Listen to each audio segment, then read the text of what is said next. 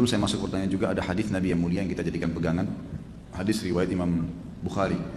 Bahwasanya waktu Nabi SAW duduk dengan Ibnu Abbas radhiyallahu anhu, Nabi SAW mengatakan, wahai anak kecil, ya gulam, idza sta'anta fasta'in billah wa idza sta'adta fasta'id billah. Hai anak kecil, kalau kau minta tolong hanya minta tolong kepada Allah, dan kalau kau berlindung hanya berlindung kepada Allah. Ketahuilah kalau satu kaum mau menyusahkanmu sementara Allah tidak ingin kau tertimpa, maka kau tidak akan kena kecuali apa yang Allah telah catatkan. Dan ketahuilah kalau satu kaum ingin memberikan kepadamu manfaat sementara Allah tidak ingin kau dapat, kau tidak akan mendapatkan itu. Sudah dicatat semuanya di Lauhil Mahfuz, pulpennya sudah nggak nyatat lagi, tinta yang ditulis di dalam bukunya sudah selesai, kering, nggak bakal berubah. Artinya hadis ini kata ulama adalah hadis yang paling kuat untuk memotivasi seorang muslim tidak boleh berbuat syirik, hanya bergantung kepada Allah Subhanahu Wa Taala. Apapun hanya minta kepada Allah Subhanahu Wa Taala. Baik, pertanyaan pertama, Allahumma inni as'aluka jannata wa ma qarraba ilaiha min qaulin wa amal, wa a'udzubika minan nar wa ma qarraba ilaiha min qaulin wa amal. Saya selalu berdoa ini. Bagaimana menurut Ustaz terus? Terima kasih. Insyaallah Ustaz sehat selalu dan dilindungi Allah. Jazakallah khair. Amin. Tentu ini doa yang positif ya. Dan ini memang ada hadis Nabi SAW secara global dalam riwayat Bukhari yang berbunyi, siapa yang meminta surga 3 kali di pagi hari, ada riwayat lain menambahkan dan di sore hari, serta meminta dijauhkan dari neraka 3 kali juga di pagi dan sore hari, maka surga akan berkata, ya Allah masukkanlah dia ke dalam saya, dan neraka akan berkata, jauhkanlah dia dari saya. Jadi surga berdoa agar kita masuk ke dalamnya, neraka minta kepada Allah agar tidak dimasukkan ke dalamnya. Maka dari hadis ini banyak ulama yang menulis doa-doa, diantaranya doa seperti ini, ya Allah, yang artinya kurang lebih saya meminta surgamu dan apapun yang membawa saya untuk bisa masuk ke sana, yang mendekatkan saya pada surga itu baik dari perkataan ataupun perbuatan, dan saya menjauhkan diri dari neraka dan apapun yang membuat saya dekat atau bahkan masuk ke neraka dari perbuatan, dari perkataan dan perbuatan. Kalau ini Allah alam yang saya tahu positif saja, karena ada hadis yang menyebutkan masalah itu. Ustaz, apakah ada riwayat bagaimana bangsa jin mempelajari Al-Quran pada saat Al-Quran diturunkan kepada Rasulullah SAW? Mohon didoakan Ustaz, istri saya sedang sakit, ada kista di belakang otaknya, mohon doa agar Allah SWT mengangkat penyakitnya tanpa tersisa. Allahumma amin. Semoga Allah SWT mengangkat penyakit istri antum dan semua istrinya muslimin yang sedang bermasalah, semua juga laki-laki muslim tentunya yang sedang sakit, semoga Allah sembuhkan. Dan yang perlu diketahui bahwasanya semua fenomena dunia ini, dari sakit, dari susah, cobaan, itu warna kehidupan. Insya Allah Allah SWT tentu memberikan kita cara-cara ikhtiar, selain berobat juga kita berdoa, dan mudah-mudahan insya Allah doa ini termasuk ikhtiar kita untuk mendoakan agar bisa sembuh. Tapi yang penting insya Allah ini cuma sifatnya duniawi, sebentar menuju ke akhirat habis semuanya. Orang yang lumpuh kata ulama lah, nanti di akhirat dibangkitkan sempurna. Orang yang sakit akan sehat. Semuanya laki-laki akan sama postur tubuhnya, semua perempuan akan sama postur tubuhnya. Ya insya Allah ini hanya dunia akan dilaluin. Sabar sambil ikhtiar, terima itu takdirnya Allah, akan ada pahalanya yang besar. Kalau bagaimana bangsa jin mempelajari Al-Quran, satu-satunya riwayat yang saya ketahui, saya tidak tahu yang lainnya, itu adalah riwayat yang menjelaskan pada saat masuk Islamnya jin Nusaybin. Jin Nusaybin, jin yang datang dari wilayah Irak. Dan ini sudah saya jelaskan panjang lebar riwayatnya pada saat membahas sirah juga, dan itu ada di web, bisa dilihat. Saya lupa ya episode yang keberapa, karena kalau nggak salah sekarang sudah 27. Waktu peninggalnya Abu Talib dan Khadijah, maka dikenal pada saat itu tahun kesedihan, karena Nabi SAW sangat sedih. Maka Allah SWT menghibur Nabi SAW dengan 2 kejadian besar, masuk Islamnya jin Nusaybin dan Isra dan Mi'raj. Nah, masuk Islamnya jin Nusaybin diceritakan oleh Ibnu Mas'ud radhiyallahu anhu dalam hadis yang sahih. Beliau mengatakan, saya pernah jalan bersama Nabi SAW ke wilayah dekat Ma'la, kuburan yang masyarakat Mekah pada saat itu, dan Khadijah dikubur di situ radhiyallahu anha. Maka Nabi SAW menggaris sebuah garis lalu mengatakan kepadaku, jangan kau ikut. Lalu kemudian aku melihat Nabi SAW jalan terus menuju ke sebuah padang yang luas. Lalu aku melihat ada orang-orang yang mendekati Nabi SAW yang kepala mereka seperti kendi. Lalu mereka terus mengurumuni Nabi SAW sampai hampir menutupinya.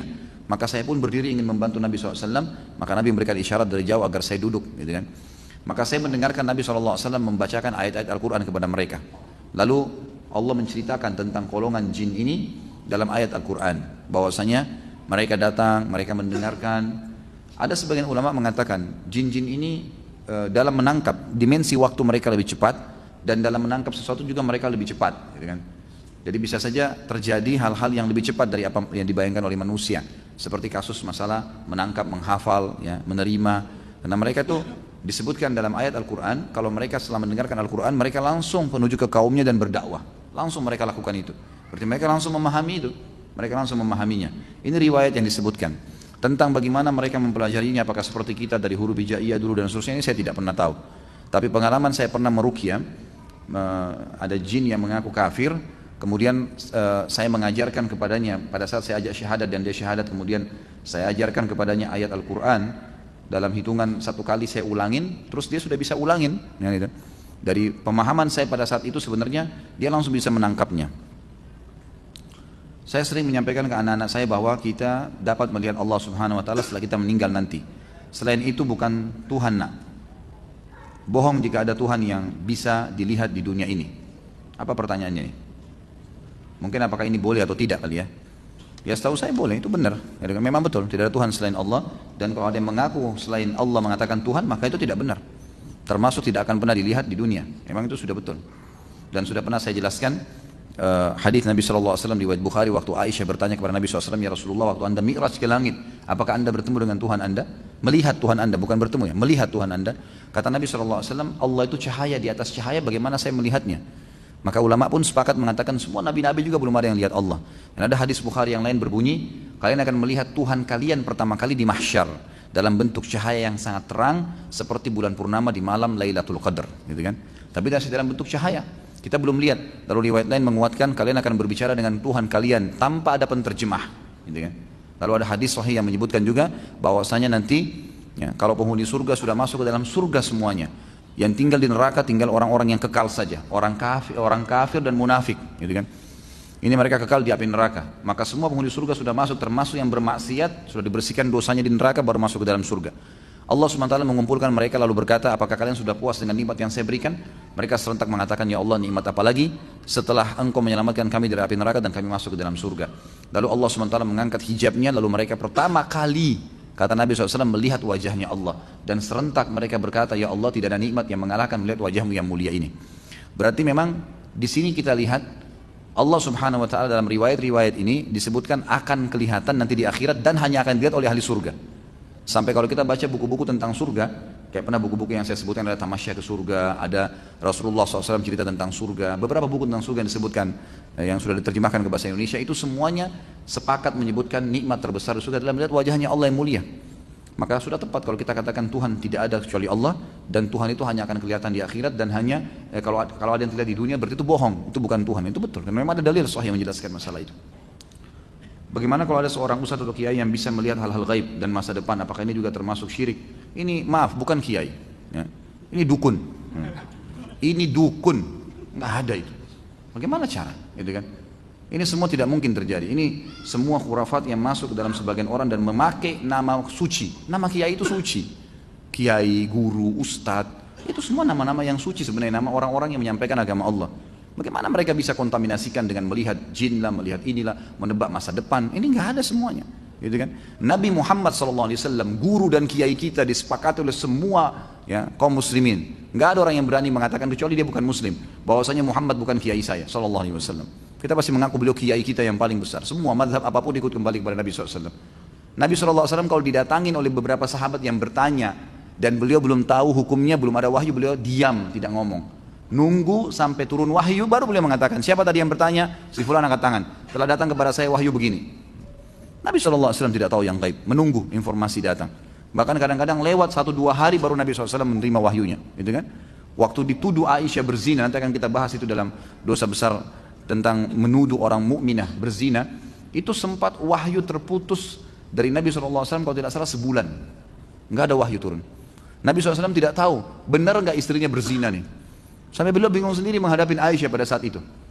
Ngumpulin sahabat, nanya, sahabat bertengkar, ribut, ada yang dukung, ada yang enggak. Datang ke rumahnya Aisyah, ditanyakan Aisyah, Aisyah mengatakan tidak, saya tidak melakukan. Sampai turun firman Allah Subhanahu Wa Taala. Nabi SAW terjadi pada rumah tangganya. Turun ayat Al-Quran, nanti akan kita bahas tuh. Ayat-ayatnya lengkap semua menceritakan. Beliau tidak tahu yang gaib. Bagaimana ada orang yang mengaku kiai, kemudian bisa melihat yang gaib, bisa tahu masa depan? Bagaimana caranya? Allah mengatakan dalam Al-Quran tentang Nabi SAW, dan Nabi disuruh ucapkan itu. A'udzubillahi minasyaitonirrajim. Qul law kuntu a'lamul ghaiba lastakthartu minal khairi wa ma massani as-su'. Katakan hai Muhammad kepada mereka, kalau saya ini tahu yang gaib, maka pasti saya akan perbanyak kebaikan-kebaikan dan saya tidak akan ditimpa masalah. Jangan ditimpa masalah karena sudah tahu, oh di sana nanti ada orang yang ganggu saya. Udah saya nggak usah ke sana. Nabi SAW di perang Uhud kena pedang. Sampai kemarin kita bahas kabar Abdurrahman bin Auf bagaimana melengket pedang di topi besi beliau dan Abdurrahman cabut radhiyallahu anhu dengan giginya sampai giginya tanggal. Luka berdarah kening Nabi SAW. Gigi beliau sempat pecah. Pundak beliau sempat kena hantaman pedang orang kafir. Nabi SAW tidak tahu itu sebelum keluar dari Uhud, sebelum keluar dari Madinah. Nggak tahu sama sekali. Bahkan beliau mengatakan saya rasakan sakitnya sebulan. Gitu kan. Kalau Nabi SAW tahu Nabi tidak akan keluar. Tapi memang begitulah. Gitu kan. Memang tidak ada yang tahu. Dan ini sudah panjang lebar. Ada juga judul di YouTube bisa dilihat ceramah saya Kiaiku Muhammad Kiai Anda siapa. Panjang lebar saya jelaskan. Banyak dalil-dalil Al-Quran. Banyak sekali yang menjelaskan kalau Nabi SAW tidak tahu hal-hal yang gaib. Tidak tahu masa depan. Gitu kan. Jelas semuanya itu. Pak Ustadz, apakah saya termasuk syirik? Saya ikut asuransi dengan pemikiran jika kalau ditimpa sakit ada jaminan untuk berobat. Itu bukan syirik, itu bukan syirik. Karena itu bentuk ikhtiar, bentuk ikhtiar. Saya makan makanan yang sehat supaya saya tidak sakit. Nah, itu ikhtiar, berbeda. Syirik ini begini, syirik ini dasarnya ibadah dialihkan kepada selain Allah. Tadi saya kasih contoh, menyembeli itu mestinya untuk Allah, baca bismillah, hadap kiblat, ada caranya. Tapi nggak dibawa ke kuburan, dikasih pohon, gitu kan.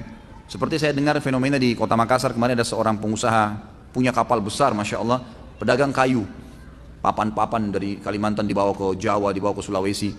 Waktu saya jelasin masalah syirik, dia bilang, Ustaz sudah tahu belum, di pelabuhan kota Makassar nih, itu setiap kapal baru mau diturunkan, diluncurkan, pasti mereka sembeli kambing lempar ke lautan. Untuk apa Pak? Ya supaya kapalnya selamat. Ini syirik. Apa hubungannya kambing dilempar ke air? Coba dia kasih kita makan kan kambing itu. Kasih orang miskin, anak yatim lebih baik. Ngapain dilempar? Hanya dimakanin oleh ikan. Tapi bagi syaitan, dia nggak penting. Antum ini mau sembeli kambing atau nyamuk. Yang penting syirik. Yang penting nyembeli niat dia untuk selain Allah. Gitu. Yang penting dia sekutukan Allah di situ. Doa disuruh minta hanya kepada Allah. Enggak, datang. Minta-minta kepada benda, pohon, kuburan. Saya sudah kasih contoh. Ada fenomena banyak di Indonesia kuburan-kuburan yang dikultuskan. Kalau itu kuburan hebat, gitu kan. Maka mereka kalau baru menikah datang ke sana minta diberkahi. Ya boleh semuanya. Dari mana ini? Taruh air di kuburan 3 hari dianggap berkah. Padahal kalau dia taruh di kulkas enak dingin tuh. Taruh di kuburan ngapain gitu? Orang butuh didoain gitu. Sekarang sudah tambah hebat nih. Teman-teman lagi pada kirimin saya masuk di WhatsApp tuh. Sekarang kuburan dipasangin MP3 Al-Quran supaya 24 jam ngaji. Kalau begitu enak sekali koruptor tuh. Hah? Pezina, pemabuk, pasangin aja Al-Quran itu katanya diampuni dosanya. Luar biasa, dari mana? Tidak pernah dalam riwayat Nabi datang baca Al-Quran di atas kuburannya sahabat. Kenapa kita ini tidak mau kembali ke riwayat yang benar sih? Suka iseng nyari sesuatu yang tidak ada dasarnya, kenapa itu? Hah? Wahyu sudah ada, Al-Quran sudah lengkap 30 juz, hadis sudah jutaan jumlahnya, baca itu. Ini kebanyakan karena kamu baca ini, kamu membaca, akhirnya begitu, ngarang-ngarang sembarangan. Kita sudah punya rujukan kok, gitu. Kenapa harus ke sana sini? Gitu? Adakah doa yang dapat ditujukan kepada seseorang untuk dia membayar hutangnya pada kita? Setahu saya tidak tahu ya, ada riwayat khusus masalah ini. Yang ada riwayat itu kalau kita terlilit utang, gitu kan? Karena Ibnu Abbas mengatakan, kalau engkau membaca dalam riwayat sahih, kalau engkau membaca Allahumma kfini bihalalika an haramik waqdini bi fadlika amman siwak. Allahumma kfini bihalalika an haramik. Ya Allah, cukupkanlah aku menikmati yang halalmu dan jauhkan aku dari yang haram. Waqdini bi fadlika amman siwak, dan lepaskan saya dari ketergantungan kepada selainmu, maka akan dibayarkan utangmu oleh Allah walaupun memenuhi langit. Kata Ibnu Abbas radhiyallahu anhu. Ini harus diamalkan, dan ingat kalau berdoa ikutkan dengan hadis Nabi yang lain riwayat Bukhari, ud'ullaha muqinuna bil ijabah. Berdoa sama Allah diikuti dengan keyakinan penuh Allah akan ijabah. Fa innallaha la yaqbalu ad-du'a min qalbil ghafil. Allah tidak akan pernah terima doa dari hati yang lalai. Doa ya Allah diterima enggak ya? Ragu. Atau sambil berdoa sambil ingat makanan, ingat pasangan, ingat ini, enggak bisa. Harus dengan yakin, gitu kan. Jadi kalau doa untuk buat orang lain bayar, Allah alam yang saya tahu berdoa kepada Allah bisa, itu bukan mustahil. Pernah terjadi dalam sebuah riwayat yang sahih, Umar bin Khattab pada saat mengirim pasukan di perang Qadisiyah, menembus ya benteng-benteng Persia. Nah, pada saat itu pasukan muslimin yang masuk dari 12.000 orang pasukan ini, itu kan kalau pasukan jihad masuk dan menang, berarti lokasi yang ditembus itu menjadi harta rampasan perang. Jadi miliknya mereka, miliknya mujahid. Jumlah mereka kecil, wilayah Persia besar, gitu kan. Ini kalau dibagi ini luar biasa gitu. Maka waktu itu mereka sudah mau bagi. Tapi sebelumnya minta saran Umar bin Khattab. Umar berpikir untuk apa mujahid ini nggak butuh sebanyak ini. Maka Umar bin Khattab juga berpikir mereka mu'allaf, baru masuk Islam, baru mengenal Islam lebih baik. Ganimah ini harta rampasan perang dibagi aja, tetap pemiliknya tapi dikasih setengah kepada para mujahid. Waktu itu Bilal radhiyallahu anhu sahabat Nabi yang lain menolak. Waktu Umar bin Khattab kasih keputusan, kata Bilal, ya Amir Mukminin, jelas hukum agama kita, gitu kan? Ini dibagi untuk mujahidin. Maka Umar bin Khattab mengatakan, wahai Bilal, pikirkanlah, kalau kau mendapatkan sekian bagian dari Persia, kau mau apain tuh harta? Banyak sekali, gitu kan? Dan mereka itu orang-orang yang baru masuk Islam. Lebih baik kamu berbagi dengan dia sambil kamu ajarkan Islam. Ini pendapat Umar. Tapi Bilal tetap ngotot, nggak mau. Kata Umar, saya pun meminta tolong kepada Allah agar melunakkan hati Bilal melalui doa malam saya. Maka Umar bin Khattab sujud berdoa kepada Allah di salat malam. Ya Allah, lunakkanlah hati Bilal, ya Allah, lunakkan terus begitu. Kata Umar radhiyallahu anhu, pas tiba habis sholat subuh, Bilal datang kepada saya mengatakan, saya ridho kepada hukummu, hai Amir Mukminin, gitu kan? Jadi bukan mustahil berdoa, doakan, ya Allah lunakkan hatinya supaya dia bisa membayar utangnya, gitu kan? Sambil tentu kita muhasabah teman-teman sekalian. Jadi kadang-kadang kita juga ini terlalu banyak, terlalu pintar menyalahkan orang, tidak bermuhasabah. Apa yang terjadi, sesuatu yang terjadi pada kita, yang paling pertama hisab diri kita dulu. Ada masalah apa saya ini? Jangan sampai orang ini gunjing karena saya pernah gunjing orang. Jangan sampai utang ini mungkin saya pernah utang sama orang saya nggak bayar. Jadi kita muhasabah dulu. Kalau kita sudah tidak temukan variabel kesalahan kita, nah baru gitu. Baru kita mungkin ini cobaan murni, bukan karena kesalahan saya. Tapi kalau kita memang dasarnya ada kesalahan dulu, mintalah kepada Allah mudah-mudahan jadi pengampunan dosa. Gitu. Yang kedua, apakah sombong termasuk ya riya? Beda. Sombong dosa sendiri. Nanti ada bahasanya, dosa besar sendiri dia. Sombong itu berbeda. Riya ini kan dia menghiasi ibadahnya untuk makhluk. Sholat diperindah karena ada atasan di sebelah. Nah, itu riya. Sedekah untuk dipuji. Nah, itu riya, gitu kan? Pergi haji untuk pamer-pamer. Nah, itu riya. Tapi kalau sombong beda. Memang sombong itu menolak kebenaran, gitu kan? Menolak kebenaran dan menganggap remeh orang. Itu sombong. Nanti akan ada bahasanya tentu. Jadi berbeda. Sombong tidak termasuk di sini tapi dia dosa besar sendiri. Ketika Idul Adha sebentar lagi, mana yang lebih afdal, berkurban sapi atau kambing? Bolehkah berkurban sapi tapi patungan misal 7 orang membeli 1 sapi? Apakah jika mampu namun tidak berkurban berdosa? Bagaimana jika belum mampu namun ingin mendapat pahala berkurban? Ini sebenarnya 5 pertanyaan tapi dirapat-rapatin. Tapi nggak apa-apalah. Ini mungkin karena saya sudah biasa tegur ya. Jangan terlalu banyak. Baik, afdalnya kambing. Afdalnya kambing dan domba. Karena Nabi SAW berkurban dengan kambing dan domba. Harus itu. Kita di Indonesia lebih suka sapi. Sapi boleh. Karena selama dari kecil lebih banyak makan daging sapi. Padahal sebenarnya di sini bukan masalah kita suka atau tidak suka dagingnya. Masalahnya perintah atau bukan perintah. Gitu kan? Afdal atau mufaddal. Lebih baik atau yang baik. Kan gitu. Sapi kalau kita beli misalnya 20 juta bisa dapat 20 kilo, misalnya 30 kilo misalnya. Kambing dapatnya cuma 15 kilo misalnya, lebih sedikit, tapi tetap kambing lebih afdal. Lebih afdal artinya lebih besar pahalanya karena Nabi SAW menyembelih pada saat itu domba dan sejenis dengan kambing. Bahkan beliau menyembelih lebih dari 1 ekor yaitu 65 ekor, gitu kan? Untuk diri beliau sendiri SAW. Itu lebih afdal. Jadi kita harus bisa menerima ini. Masalah antum nanti pengen makan daging sapi, nanti bisa beli di hari-hari biasa, nggak apa-apa. Bukan tidak boleh sapi ya, boleh. Tapi afdaliyah tetap kambing. Artinya lebih besar pahalanya. Untuk apa kita pangkas-pangkas pahala kita? Ya, lebih baik kambing. Dan daging kambing ini sebenarnya dianjurkan memang untuk dimakan. Bukan cuma Idul Adha ya. Kita tahu dalam Islam ada hadis Bukhari menjelaskan Nabi SAW sangat gemar memakan paha kambing. Kan itu. Berarti kalau seorang muslim dan muslimah makan kambing karena tahu Nabi gemar kambing itu pahala. Yang kedua kita punya akikah. Mau dia orang bule, mau orang Arab, mau orang Melayu, mau orang hitam dari Afrika. Anak laki-laki lahir 2 kambing. Anak perempuan 1 kambing. Gak bisa diganti hewan lain. Dan disunnahkan makan sebagian dari dagingnya. Berarti ada anjuran makan kan? Ada anjuran untuk makan daging kambing itu. Ini nggak berlaku pada hewan lain nih. Dan kita punya Idul Adha. Idul Adha ini lebih afdal kita berkurban dengan kambing. Walaupun ada sapi boleh dan boleh juga dengan unta. Bukan tidak boleh ya. Ya, ini termasuk bagian daripada agama kita. Allahu a'lam, ini yang saya tahu. Jadi tetap lebih afdal kambing. Bahkan saya pernah pelajari khusus dalam Sunan Nabi Daud. Waktu itu di tingkat 3 kuliah ya, sempat kami pelajari Sunan Nabi Daud dan pas babnya bab adhahi, memang bab untuk berkurban. Di situ ada riwayat yang menyebutkan kalau orang menyembelih pun mau lebih afdal lagi domba. Dan domba itu mau lebih besar lagi pahalanya kalau dia berwarna putih dan hitam. Itu ada hadis Bukhari menjelaskan. Karena Nabi SAW menyembelih dengan ciri itu, gitu kan, dengan ciri itu. Maka itu lebih afdal. Kalau ada orang yang takut makan daging kambing karena dianggap kolesterol, darah tinggi, apalah, itu isu nggak ada, nggak benar semua. Nggak benar. Mana faktanya? Coba datangin ke saya. Yang buat masalah itu sebenarnya bumbunya, bukan daging kambingnya. Dan selalu yang bermasalah dengan kambing ini, kalau ada masalah kolesterol, ini bukan di semua umumnya dunia ya, di Asia Tenggara saja nih, yang kita banyak pakai santan, pakai garam itu. Di Saudi orang 80-90 tahun makan kambing nggak apa-apa. Gitu. Jadi bumbunya yang dikurangin gitu. Ini kalau ada orang Saudi tamu saya cobain makanan kita, dagingnya dicampur macam-macam warna-warni.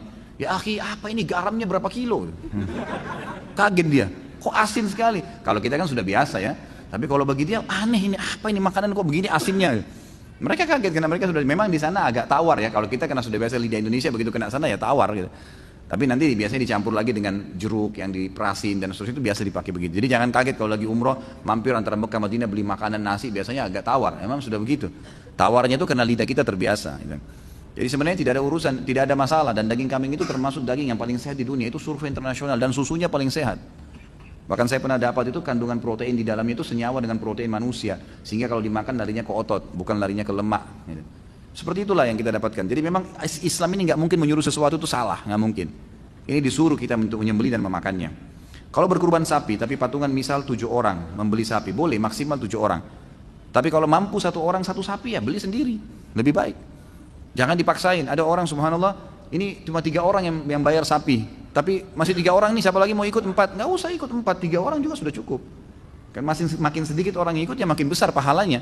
Itu kan jumlah maksimal boleh partisipasi dengan 7 orang gitu kan. Tapi nggak perlu dipaksain. Nah, jika mampu namun tidak berkurban berdosa. Tentu berdosa.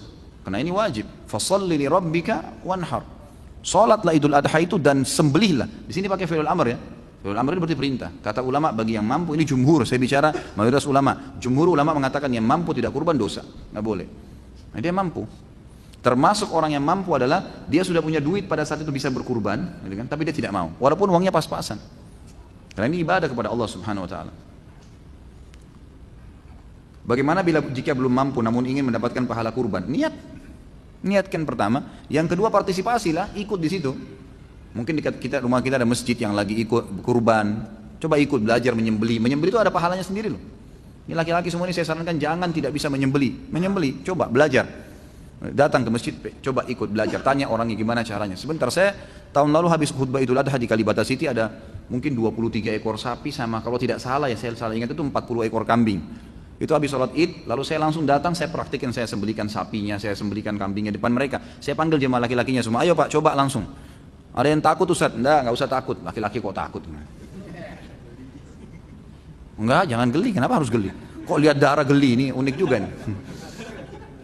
Jadi dipotong, baca bismillah, niatin, alhamdulillah. Begitu dia coba, habis potong satu malah ada bapak satu semangat, dia tawarin yang lain yang tidak mau sembelih, nggak mau pak, biar saya pak. Tadi sudah berhasil nyembelih satu, wah mau nyembelih terus dia. Itu termasuk, kita bisa dapat pahala di situ nyembelihnya ya. Kalau nggak bisa juga takut, peganglah itu, paling tidak pegang kambingnya. Apalah partisipasi di situ kan gitu.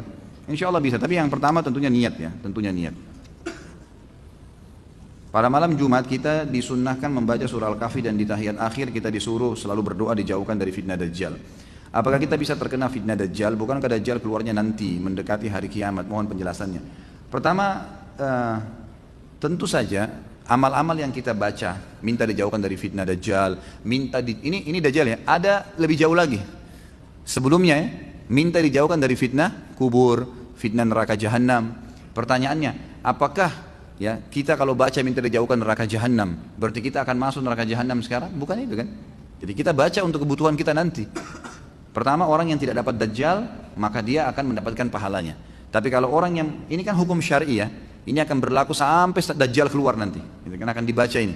Bahkan sebagian ulama mengatakan doa ini walaupun Dajjal sudah terbunuh nanti, dalam hadis Sahih Bukhari dikatakan Nabi Isa akan datang membunuh Dajjal dan setelah itu menghancurkan salib, membunuh babi, kemudian tidak ada satu rumah pun di muka bumi kecuali semuanya masuk Islam dan Isa akan berhukum dengan hukumku, Al-Quran.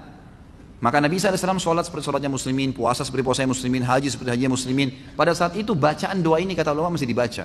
Padahal Dajjal sudah dibunuh. Kenapa dibaca? Karena perintah Allah. Bagi yang belum mendapatinya kayak kita sekarang, bagi yang dekat mendapatinya atau sementara Dajjal masih hidup, bagi yang sudah Dajjal mati pun ini perintah agama. Tetap dilakukan, seperti itu memahaminya. Ana ingin bertanya amalan apakah jika di hari ketujuh akikah bayi biasanya di tempat kami dipotong rambutnya atau digundulin. Kemudian ditimbang potongan rambutnya. Jika rambut telah ditimbang misal 5 gram ini ada patokan dengan gram emas. Katanya orang tua itu adalah patokan jumlah gram emas atau uang yang harus disedekahkan kepada anak yatim. Apakah hal ini sesuai syar'i? Lalu amalan apa yang disunnahkan amalan yang sunnah apa yang disunnahkan dalam akikah? Ini sudah sering kita jawab sebenarnya ya, masalah akikah ini. Jadi yang benar memang seperti itu. Digundul kepalanya laki-laki atau perempuan, kemudian ditimbang dengan timbangan emas sebagaimana disebutkan dalam banyak hadis-hadis yang sahih. Kemudian dinilai dalam bentuk uangnya, rupiahnya berapa, lalu disedekahkan atas nama si anak tadi. Itu memang begitu sunnahnya ya. Ya. Kalau sunnah-sunnah yang dianjurkan pada hari ketujuh diakikahkan disembelikan 2 ekor kambing kalau laki-laki yang sempurna, tidak cacat, dan anak perempuan 1 ekor kambing. Kemudian diberikan nama yang baik ya. Kemudian juga diberikan nama, diakikahkan, ditahnik ya, dikunyahkan kurma, ditempelin di langit-langitnya gitu kan. Jadi itu semua disunnah-sunnahkan insyaallah. Tapi tidak ada anjuran-anjuran yang seperti umumnya orang lakukan ya. Misal bayi tersebut dikelilingi, semua tamu disuruh guntingin rambutnya, ini nggak perlu. Nggak perlu, bahkan tidak ada anjuran untuk mencukur rambutnya di depan orang-orang. Iya kalau orang itu benar, kalau dia salah kan bisa luka kepala bayinya. Jadi lebih baik kita sendiri yang cukur, udah cukur rambut itu kan ditimbang-timbangan. Tidak dilihat oleh orang pun tidak ada masalah. Akikah itu boleh sebagai tanda syukur kan sebagian ulama dipanggil orang makan, kalau enggak pun dibagiin kepada orang lain. Gitu kan? Itu tidak ada masalah. Apakah Ustaz Halil keturunan orang Arab? Nah. Banyak teman anak keturunan Arab di Indonesia jika ditanya dalam hal pernikahan, mereka mengatakan tidak boleh menikah dengan selain keturunan Arab, misal dengan pribumi dan lainnya. Dan harus menikah dengan keturunan Arab juga dengan alasan agar keturunannya atau marga Arabnya tidak hilang atau terputus. Apakah benar demikian adatnya? Jika demikian, anak orang pribumi tidak mungkin mendapatkan kesempatan mendapatkan orang keturunan Arab. Ini orang baru ikut pengajian apa? Karena wanita keturunan Arab biasanya cantik-cantik. Lanjutnya saya nggak usah baca ya. Ini dan kalau laki-laki tampan seperti Ustadz katanya. Ini saya nggak tambah ya. Ada keturunan memang. Ya, kakek-kakek saya dari turunan Yaman. Tapi saya sudah pernah bilang teman-teman sekalian. Semua ini marga-marga, suku-suku, bahasa, warna kulit, paras wajah, semua ini adalah variasi kehidupan yang Allah buat. Kita semua dari Adam dan Hawa, gitu kan? Semua dari Adam, tidak ada yang keluar dari Adam dan Hawa. Cuman Allah dengan kemahakuasaannya menunjukkan kebesarannya. Lalu kemudian Allah yang menamakan ini dengan suku-suku tertentu. Itu dulu yang pertama. Dan dalam Islam tidak ada rasisme. Nggak ada dalam Islam, saya Arab, saya Indonesia, saya bule, saya ini tidak ada dalam Islam semua itu. Karena kata Nabi SAW, la farqa baina Arabin wa ajamin illa bittaqwa. Nggak ada perbedaan antara Arab dan orang ajam selain Arab kecuali dengan ketakwaan. Tidak ada sama sekali. Itu memang sudah jelas satu. Jadi itu asasnya, kita muslim tidak ada bedanya. Dan sudah cukup kalau masuk dalam saf sholat, mau orang Arab, mau orang bule, mau orang Afrika, sama semua masuk saf gitu kan. Nggak ada bedanya, jenjang sosialnya, ekonominya sama. Dan saya sudah pernah sampaikan teman-teman sekalian, hati-hati dengan fanatisme rasisme ini ya. Itu nggak boleh sama sekali. Jadi misalnya hadis yang pernah saya sampaikan bahwasanya ada orang-orang dari Ansar ya, dari Muhajirin. Maaf, dari orang-orang Ansar, dari satu orang Ansar bercanda. Ini sama-sama turunan Arab dari sahabat Nabi di Madinah waktu Nabi SAW masih hidup. Orang Ansar ini keluar dari masjid, habis sholat asar, lalu bercanda sama teman-temannya semua, ada muhajir, ada orang Ansar. Dia bilang, hai orang-orang Ansar kesini yuk, kumpul-kumpul. Muhajirin gak boleh ikut ya. Kalau kita mungkin, ini orang Betawi ngumpul sini, sana orang Jawa gak boleh ikut. Misal contoh, bercanda. Nah orang-orang muhajir ini juga dengar, teman-temannya orang Ansar bercanda, dia juga bercanda. Ayo muhajir kesini yuk, Ansar gak boleh ikut-ikut ya. Gitu. Sambil ketawa-ketawa mereka gitu. Subhanallah, dengan hikmah Allah Nabi SAW pas keluar dengar itu. Dikatakan dalam hadis Bukhari, raut wajah beliau berubah. Lalu beliau mengatakan, da'ha fa innaha mumtinah. Segera berhentikan ini karena ini penghancuran. Gitu kan? Dalam hadis yang lain dikatakan, tinggalkanlah karena ini yang membinasakan kalian. Nggak ada dalam Islam itu. Gitu kan? Ini penting. Termasuk di dalamnya masalah pergaulan, pertemanan, patokannya ketakwaan, pernikahan, semua itu. Cuma memang dalam Islam, khusus masalah pernikahan, kita tidak dipaksa, gitu kan? Boleh menikah dengan siapa saja. Tetapi ada anjuran dalam Islam untuk menikah dengan sepadan namanya. Sepadan itu sekufu. Kufu itu bisa masuk juga maknanya sama makanannya, sama bahasanya, ya gitu. Sama poster tubuhnya, ya. mendekati, warna kulitnya, itu semuanya itu namanya kufu. Kata Nabi SAW begini, wa ankihul akfa aminkum, menikahlah dan terimalah lamaran orang yang sepadan dengan kalian. Sepadan ini maknanya luas ya, maknanya luas. Saya pernah berikan contoh waktu saya ceramah di Makassar. Ada kurang lebih pertanyaan, bagaimana kalau kami orang Bugis atau orang Makassar ini menikah dengan orang Jawa, Ustaz? Sama-sama Muslim, sama-sama Indonesia, tapi tradisi kami berbeda, gitu kan? Tradisi teman-teman di Jawa lain, teman-teman di Sulawesi lain. Ini dalam Islam dibolehin enggak nih? Kalau kami nggak mau nikah sama orang Jawa, saya jawab, itu boleh dalam Islam. Kalau kita khawatir ada perselisihan yang akan terjadi, karena beda tradisi, walaupun kita disatukan di bawah naungan Islam. Tapi boleh kalau mau nikah. Boleh tidak menikah? Boleh menikah. Itu hak mereka memilih. Masalah dia nanti menikah, boleh. Tapi ingat, menikah dengan orang yang berbeda tidak sekufu dengan kita. Misal, orang Indonesia nikah sama orang bule. Ini hidup di alam mana, makanannya lain, cuaca biasa negaranya berbeda, kemudian kita juga terbiasa dengan makanan, terbiasa dengan pakaian dan seterusnya. Lalu menikah. Bolehkah? Sama-sama Muslim? Boleh. Tapi ingat, kita harus butuh ekstra. Ada ekstra. Ekstra adaptasi, kan? Harus adaptasi dengan makanannya, dengan kebiasaan keluarganya, hal-hal yang mubah dalam Islam, maka itu harus ada adaptasi. Kalau bisa silahkan, gitu kan? Kalau tidak, maka lebih aman orang yang sepadan. Tapi boleh, bukan tidak boleh. Kita lihat Nabi SAW waktu di zaman beliau itu ekspansi Islam sudah ada ya. Tapi rata-rata istri beliau dari orang-orang Arab di Madinah dan di Mekah, gitu kan? Ada Maria Kipti dari Mesir, tapi satu orang itu. Artinya boleh, bukan tidak boleh. Tetapi berarti kita harus punya ekstra. Ini kalau memang berbeda sama sekali ya. Lain kalau kayak misalnya dibahasakan tadi sama akh yang bertanya. Ada turunan Arab kayak saya dan teman-teman yang lain, lalu tinggal di Indonesia.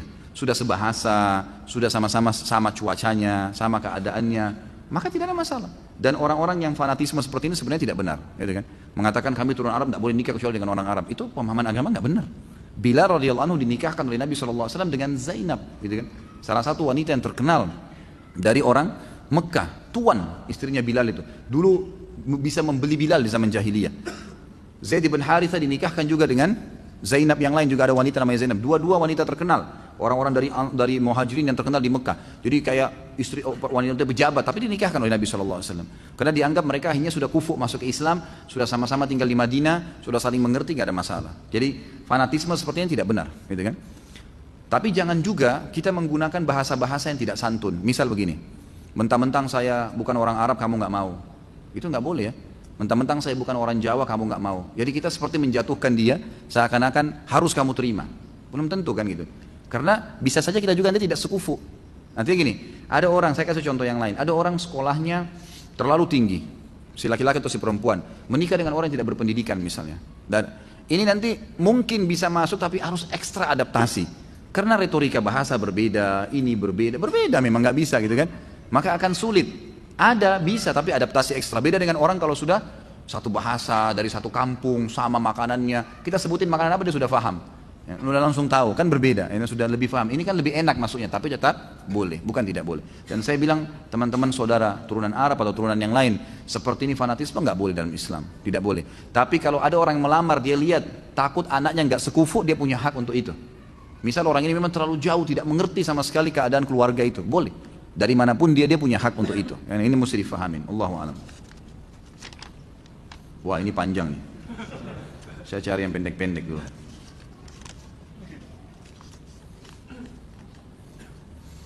Ustadz, istri saya seorang wanita yang berkecukupan sehingga segala kebutuhannya mampu ia penuhi sendiri tanpa harus meminta lagi, apalagi menuntut nafkah dari saya. Maksud saya di sini nafkah harta dan kebutuhan lahiriah.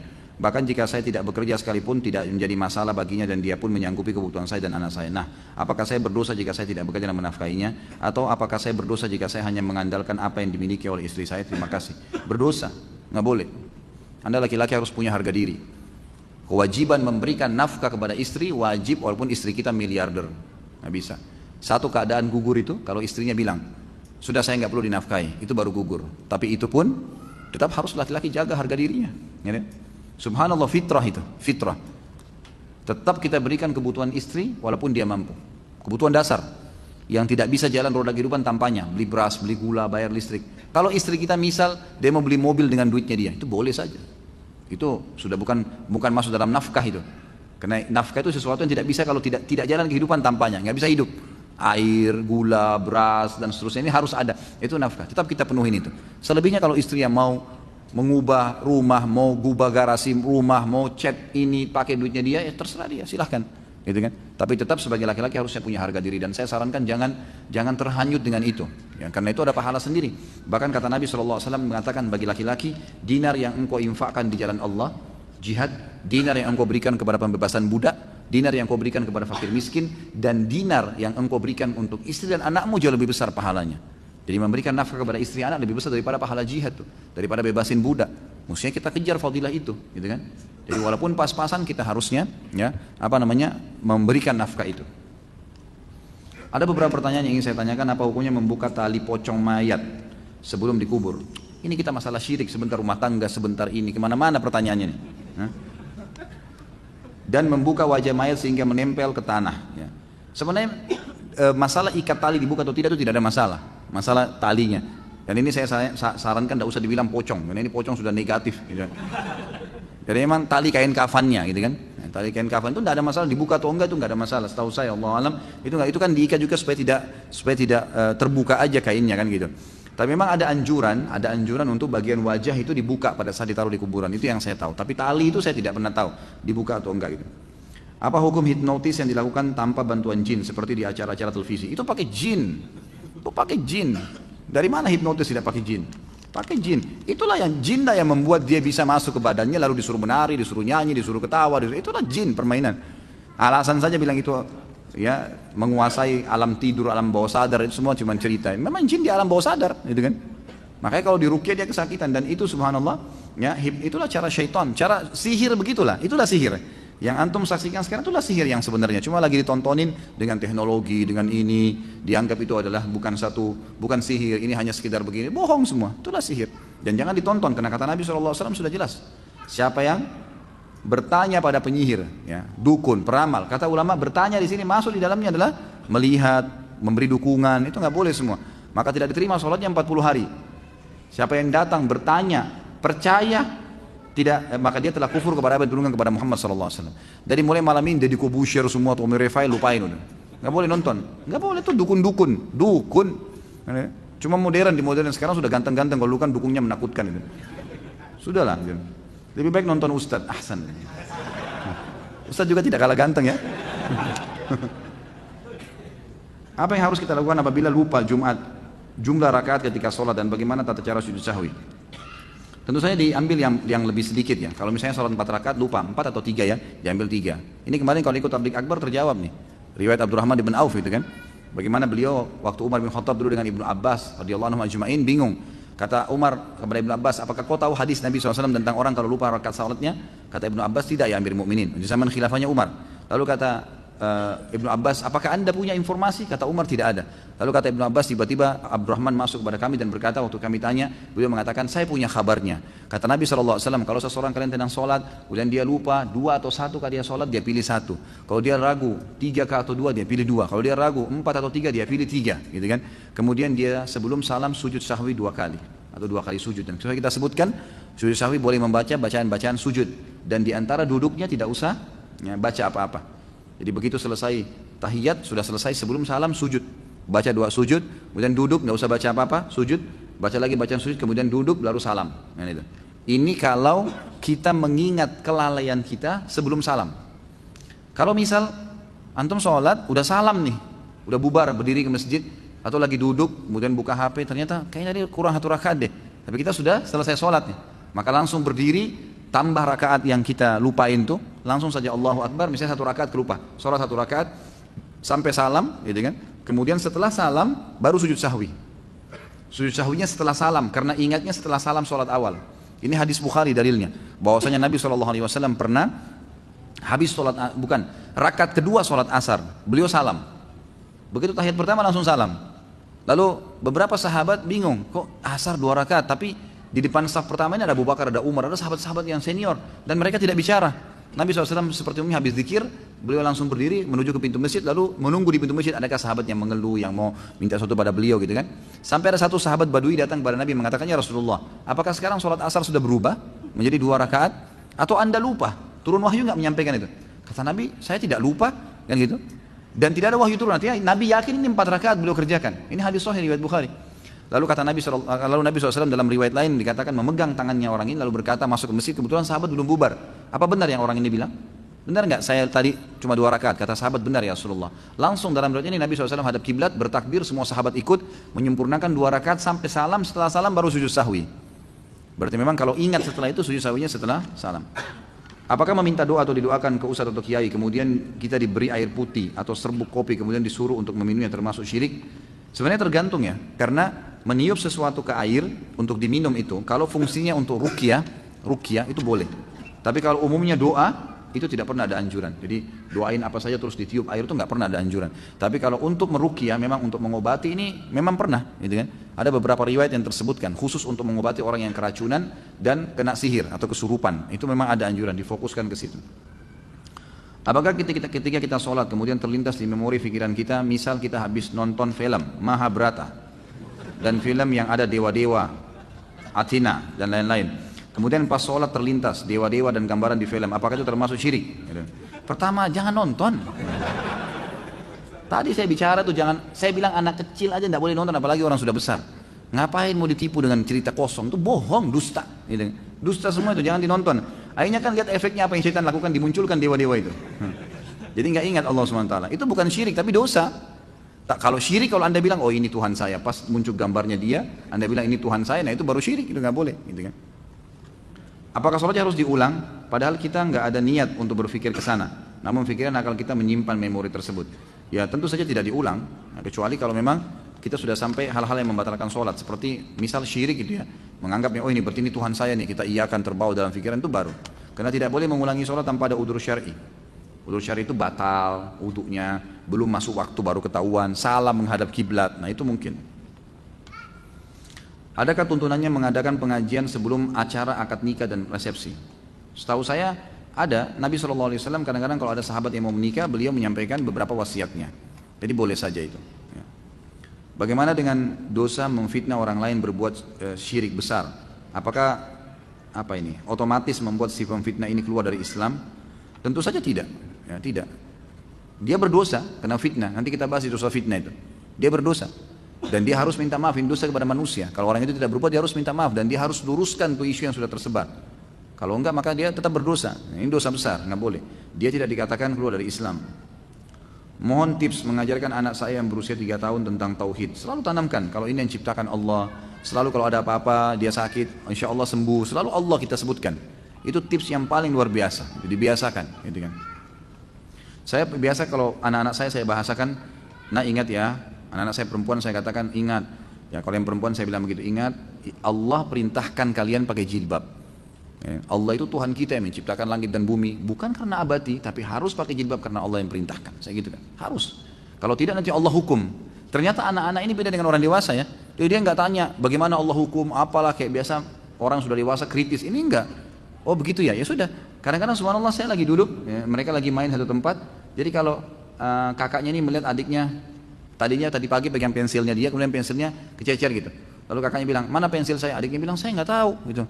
Kata kakaknya, awas lo, Allah tahu kalau kamu bohong gitu kan.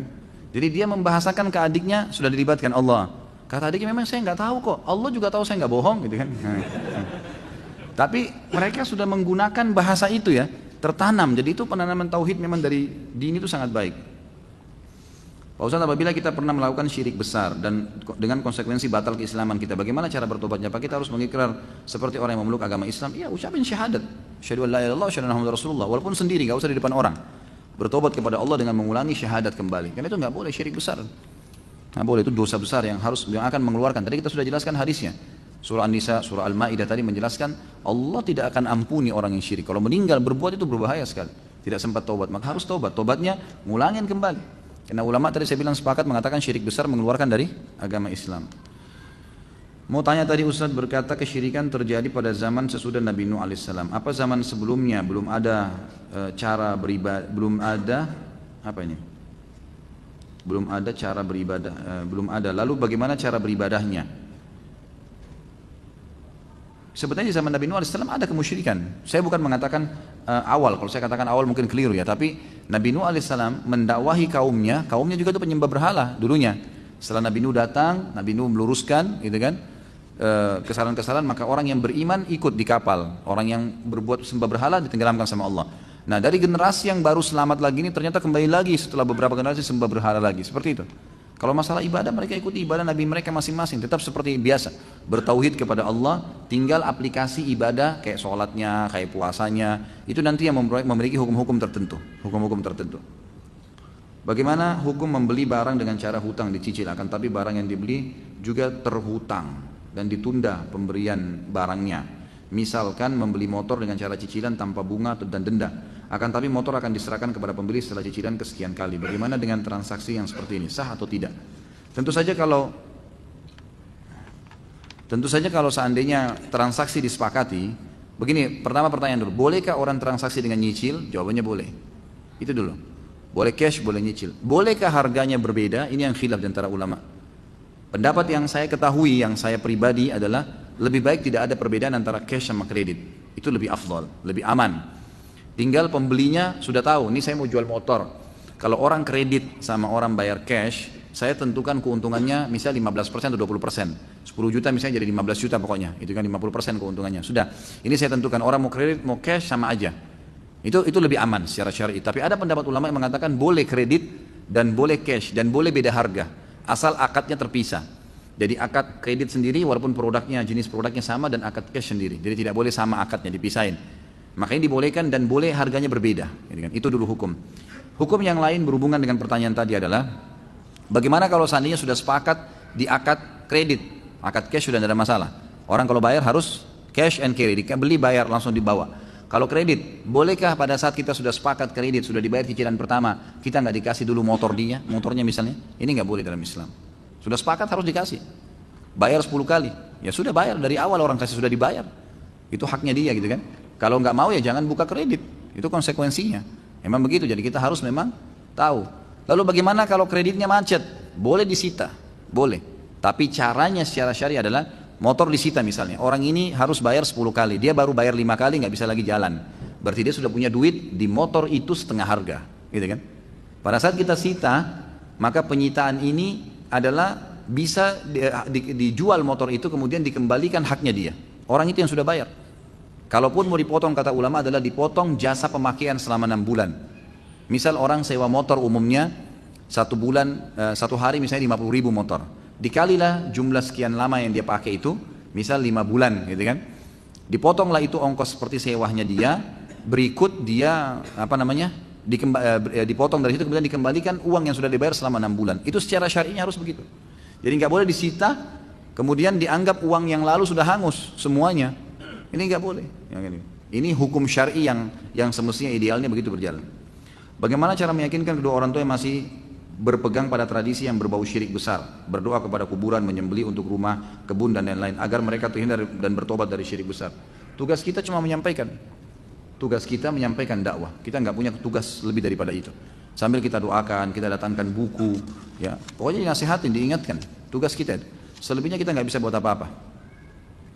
Apabila seseorang beribadah lalu dia terbersit riya, namun dia sadar bahwa dia riya dan istighfar, mohon ampun, apakah ibadah yang dijalaninya hancur atau diterima? Ada hadis yang berbunyi al-yasiru minar riya syirkun. Sedikit saja riya sudah syirik, kan? Sudah batal. Tapi perlu diketahui misal kalau cuma terlintas, karena semua ibadah itu umumnya kata ulama ada riyanya. Pasti syaitan tawarin pertama opsi riya dulu, gitu kan? Begitu kita sholat, riya dulu yang ditawarin. Kalau selama kita tidak mengiyakannya, berarti nggak masalah. Jadi itu orang di sebelahmu, itu orang begini, itu orang anggap kau doamu panjang dan kita nggak iyakan, kita terus baca, kita nggak pedulikan. Seperti orang lagi nawarin, marketing nawarin produk, kita jalan saja dia ngomong terus kita nggak pedulikan, nggak ada masalah, gitu kan? Nggak mengganggu ibadahnya dia. Tapi kalau kita mampir, dengarin keterangannya, ambil informasi, nah ini jadi masalah, gitu kan? Jadi kalau kita sempat mengiyakan itu berarti sudah syirik, nggak boleh. Bahkan sebagian ulama mengatakan kalau sudah terlintas begitu dia batalin sholatnya, lebih aman dia batalin, dia ulangin. Karena sudah berbahaya buat dia, sudah nggak diterima kalau dia lanjutin. Apakah benar mengharamkan sesuatu yang Allah halalkan lebih besar dosanya daripada syirik? Setahu saya kalau dia dipertemukan dengan syirik besar, maka sama kurang lebih ya. Karena memang hal-hal salah satu yang bisa membatalkan keislaman seseorang itu kalau dia menghalalkan apa yang Allah haramkan atau mengharamkan apa yang Allah halalkan. Ini memang masuk, Ibnu Qayyim memasukkan dari 10 poin batalnya keislaman seseorang, salah satunya menghalalkan apa yang Allah haramkan dan mengharamkan apa yang Allah halalkan. Ini mungkin dia kelasnya selevel dengan di bawahnya syirik besar. Tapi kalau dipertemukan dengan syirik kecil enggak, beda. Ini pembatalan Islam tadi, kan syirik kecil itu riya cuma membatalkan amalan sedang. Tapi kalau sama syirik besar mungkin dia hampir dekat. Apa yang dimaksud dengan hadis mahfuz dan hadis syadz? Tentunya ada bahasan sendiri ya. Mahfuz itu yang terjaga, yang syadz itu kalau sesuatu yang diragukan tentang kedudukannya. Kurang lebih makna letterletnya seperti itu. Dulu saya suka nyanyi goyang dumang yang ditampilkan oleh artis Cita-Cita apa ini. Sehingga kadang saya pengen menghadiri konsernya, hampir-hampir saja saya menjadi fans Cita-Cita tadi itu ya. Tapi saya kembali menyadari kalau apa yang ingin saya lakukan adalah perbuatan yang tidak terpuji. Kemudian saya mulai punya inisiatif yang menurut saya positif, yaitu daripada saya mendengarkan lagu dan goyangan tadi, Cita-Cita itu, lebih baik saya meminta istri saya bernyanyi dan bergoyang. Ya, seperti Cita-Cita tadi. Untuk saya, tanpa dibarengan musik, karena kebetulan istri saya dahulu pandai bernyanyi dan bergoyang. Apakah inisiatif saya ini diperbolehkan dalam ajaran Islam? Boleh sekali, nggak masalah. Boleh, tidak ada masalah. Pak Yoyo mau praktek ya? Boleh nggak? Jadi hukumnya boleh suami dinyanyikan oleh istrinya, boleh, boleh, kan gitu. Dengan kata-kata cinta, lantunan syair itu boleh, nggak ada masalah. Bahkan dikatakan wanita ahli surga wanita yang bisa membangkitkan syahwat suaminya. Dalam arti kata memang dia diberikan kesempatan seluas-luasnya kalau sama suaminya, boleh saja, gitu kan? Selama tidak ada hal-hal yang haram. Bagaimana hukuman orang yang mengatakan istilah sunnah Rasul yang populer di masyarakat di malam Jumat adalah penghalusan istilah dari hubungan suami istri. Saya Allahu alam, saya pribadi tidak pernah menemukan dalil itu. Saya tidak pernah menemukan dalil itu. Tapi yang ada adalah hari Jumat. Cuma kemungkinan mungkin yang dimaksud adalah hadis hari Jumat itu. Karena memang kan malam Jumat itu sudah dianggap juga hari Jumat, gitu kan? Yang kata Nabi SAW, siapa yang mandi di hari Jumat, mandi junub, gitu. Kemudian dia menggunakan bajunya yang terbaik, dia menggunakan wangi-wangian yang terbaik, dia menyisir rambutnya dengan rapi, menggunakan minyak di rambutnya, kemudian dia memakai minyak wangi terbaiknya, lalu dia ke masjid, kemudian dia sholat yang diperintahkan tahiyat masjid, kemudian dia mendengarkan khatib, dia duduk di dekat khatib, imam di depan maksudnya, kemudian dia dengarkan khutbahnya, lalu dia sholat kecuali dosanya diampuni. Kata ulama hadis, pernyataan di sini, siapa yang mandi hari Jumat, mandi junub adalah menggabungkan antara mandi Jumat sama mandi junub, dianjurkan berhubungan biologis, gitu kan? Itu di hari Jumatnya. Tetapi di sini kemungkinan besar yang mengatakan bahwasanya malam Jumat itu juga dianjurkan mungkin pemahaman tentang masalah ini. Seperti hadis misalnya tentang membaca surah Al-Kahfi ya. Siapa yang membaca surah Al-Kahfi di malam Jumat? Sebagian ulama mengatakan ini masuk maksudnya Jumatnya, gitu kan? Maka Allah akan berikan untuknya cahaya antara dia dengan Ka'bah. Artinya dia akan sering Allah mudahkan menziarahi Ka'bah itu. Ya, sering menziarahi Ka'bah. Maka di sini ulama bilang membaca malam Jumat atau Jumatnya sama saja, karena kalimat malam Jumat dan Jumat ini dianggap satu, seperti itu. Apa hukum bagi pedagang yang menggunakan jimat penglaris sebagai pemanis dan jimatnya menggunakan ayat Al-Quran? Bagaimana hasil uangnya halal atau tidak? Tentu tidak benar, tidak ada itu ya, pelaris. Dan umumnya memang sekarang banyak dukun-dukun ini ingin mengelabui ya, orang-orang. Kalau yang datang misalnya ibu-ibu pakai jilbab, bapak-bapak dianggap muslim, maka dikelabuilah sama dia dengan cara diberikan kertas tulisannya ada ayat-ayat Al-Qur'annya, tapi ternyata di situ banyak khurafat. Saya waktu terangkan masalah sihir, nanti ada bahasan kita nih, dosa besar yang ketiga atau yang keempat, kalau saya itu ada masalah sihir, nanti panjang lebar saya jelaskan. Itu saya sampai kaget masuk, waktu saya jelasin masalah sihir, subhanallah, di daerah Condet saya sholat di musola, di depan, di seberang jalan sekolah yang sedang saya jelaskan itu, ada tulisan bahasa Arab, sampai saya foto di HP saya masih ada gitu. Itu tulisannya awalnya ayat kursi. Lama-lama di bawah itu kalau mengerti bahasa Arab pasti kaget tuh. Ini bisa menghilangkan sihir, ini bisa menghilangkan syaitan, ini bisa menyelamatkan rumah dari pencuri dan beragam macam lah. Dan itu ada kalimat-kalimat itu bahasanya tulisan Arab. Saya sendiri nggak ngerti apa isinya. Gitu kan. Sudah 7 tahun lebih, alhamdulillah lebih 10 tahun saya belajar bahasa Arab. Ini saya nggak ngerti apa yang ditulis. Gitu. Jadi ini satu keunikan yang luar biasa, tulisan yang tidak masuk di akal. Jadi ini semua khurafat yang saya tahu. Jadi harus taubat kepada Allah, semua buhul itu dibakar. Dan caranya adalah mulai dengan modal yang halal, yang manusiawi, jujur dalam transaksi. Apa kata Nabi SAW? Kalau pembeli dan penjual jujur, maka Allah berkahi di transaksi mereka. Pasti laku dan yang beli puas. Tuh. Kita mau jual mobil pernah tabrakan nggak? Pernah. Tapi saya sudah masuk di bengkel, di sini tabrakannya. Insya Allah laku tuh. Oh nggak pernah, mobil saya nggak pernah tabrakan. Pernah sudah 7 kali tabrakan itu. Ini bohong nggak bisa, pasti nggak laku. Sudah ada hadis Nabi, manusiawi aja, nggak usah pakai pelaris-pelaris begitu. Apalagi ikut-ikutan bawa patung kucing lah, apalah macam-macam. Saya kemarin masuk ke Polda ketemu sama salah satu teman saya di situ. Ternyata ada bawahannya dia pakai patung kucing tuh. Kenapa akhi pakai patung kucing? Ini nggak tahu, sudah saya nasihatin tetap aja taruh patung kucing di situ. Yaitu patung kucing untuk panggil pelari supaya orang datang bayar. Ini ngapain ini? Dari mana akalnya itu patung bisa manggil? Itu permainan syaitan, semua itu syirik, nggak boleh. Ya, harus dijauhi. Ustaz, saya mau nanya, siapa itu jin dan siapa itu syaitan? Apa benar syaitan itu lebih halus daripada debu? Sudah saya jelaskan sebenarnya, tapi ya oke lah. Jin ada 3 golongan, mukmin, fasik, dan kafir. Jin yang mukmin sama dengan manusia, manusia juga mukmin. Sama, mereka tidak akan transaksi, tidak akan interaksi, tidak akan menikah, tidak akan ngobrol, tidak ada urusannya. Seperti kita tidak akan pernah urusan panggil-panggil jin, teman, ajak makan itu nggak ada. Kita tahu hukumnya nggak ada. Jin yang fasik, jin muslim yang bobrok, masih banyak dosanya, sama manusia yang fasik. Sama jin yang kafir. Nah di alam jin ini, jin yang fasik sama kafir namanya syaitan. Jadi semua syaitan pasti jin, tidak semua jin itu syaitan. Di alam jin ada dakwah, kayak kita mungkin ada dakwah, ada jin beriman. Kalau bukan karena iblis sudah minta kepada Allah agar dipanjangkan umurnya, sudah lama dibunuh sama jin beriman tuh. Jadi syaitan itu adalah bagian dari jin yang dipimpin oleh iblis. Ustaz, apa hukumnya belajar ngaji Al-Quran dengan guru ngaji wanita? Kalau anda wanita silahkan, kalau laki-laki janganlah. Gimana caranya belajar ngaji dari perempuan? Kecuali belum balik mungkin ya. Kalau sudah dewasa kenapa harus perempuan? Nanti aja jadi fitnah, gitu kan? Apalagi berkhalwat berdua, sebaiknya janganlah, dijauhi guru perempuan, gitu kan? Ustaz, apakah hadis lemah termasuk sunnah? Dan apakah hukum jika kita mengerjakan, apakah dapat pahala? Hadis yang lemah tentu dilihat dulu.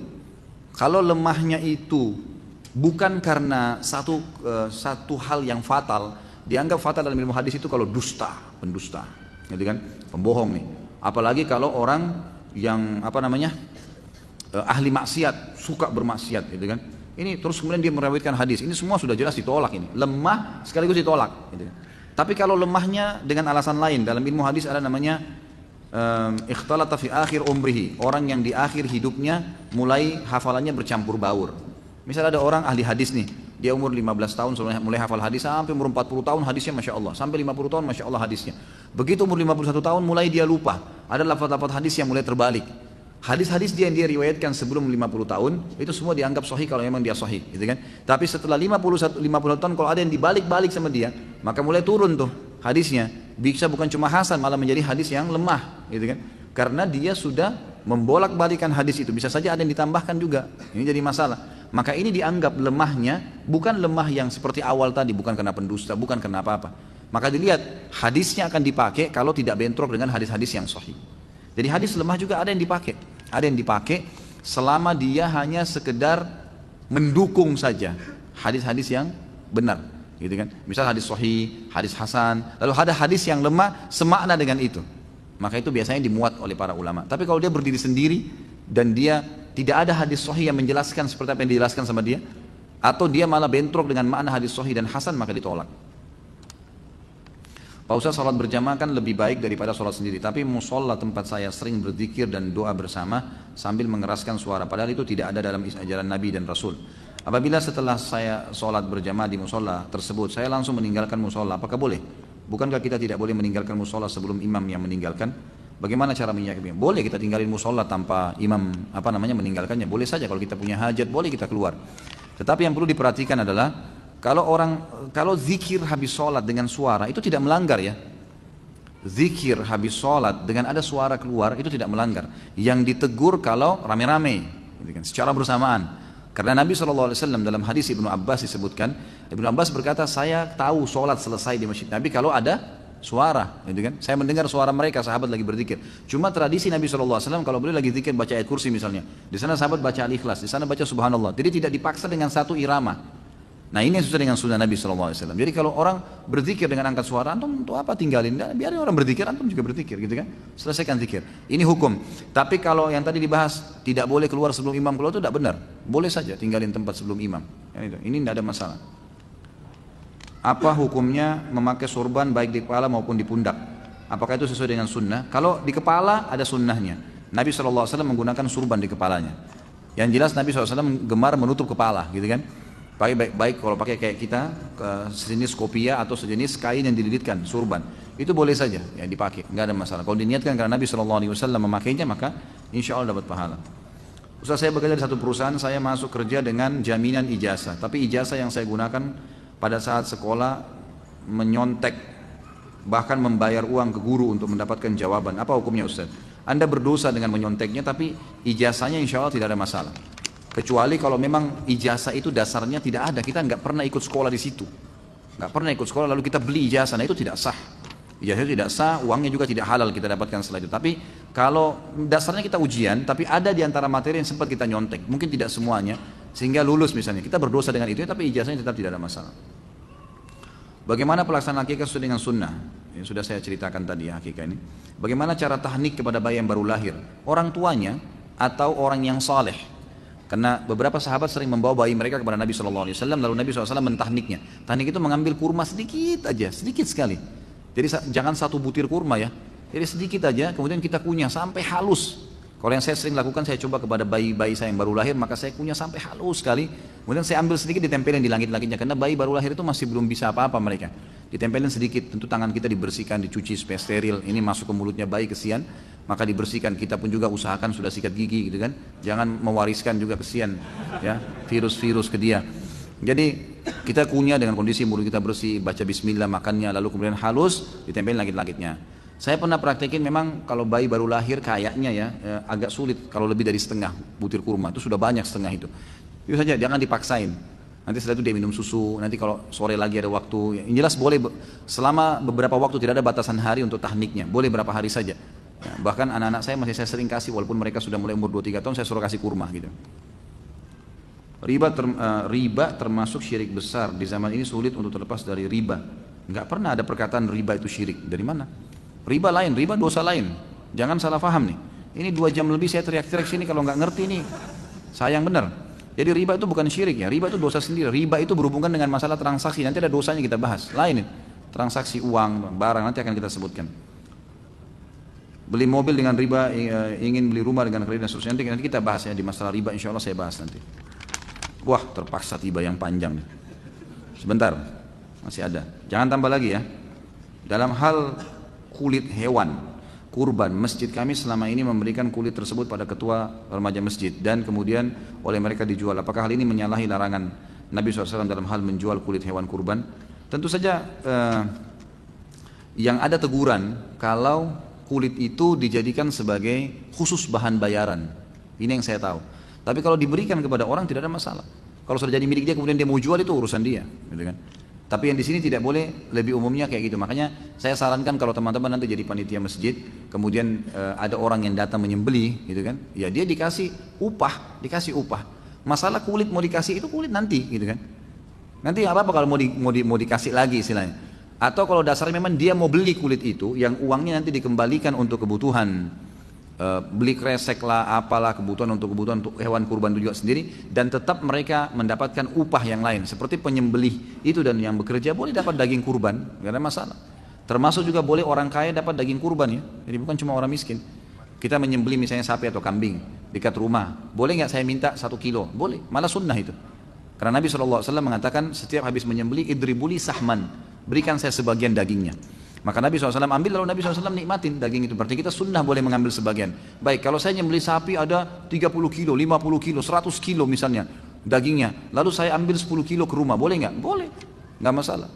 Lalu kemudian ada adik saya datang, adik saya orang kaya raya, saya kasih kresek sama dia, boleh nggak? Boleh. Daging kurban boleh dinikmatin oleh orang miskin, orang kaya boleh. Tapi kalau kita mau bagi-bagi, umumnya dibagi kepada orang-orang yang tidak mampu.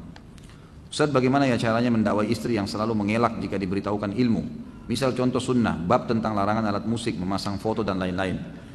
Dengan alasan macam-macam menurut akal dia, kan dulu zaman Nabi belum ada alat musik seperti gitar, piano dan lain-lain, cuma ada rebana, pantas aja cuma rebana yang dibolehin.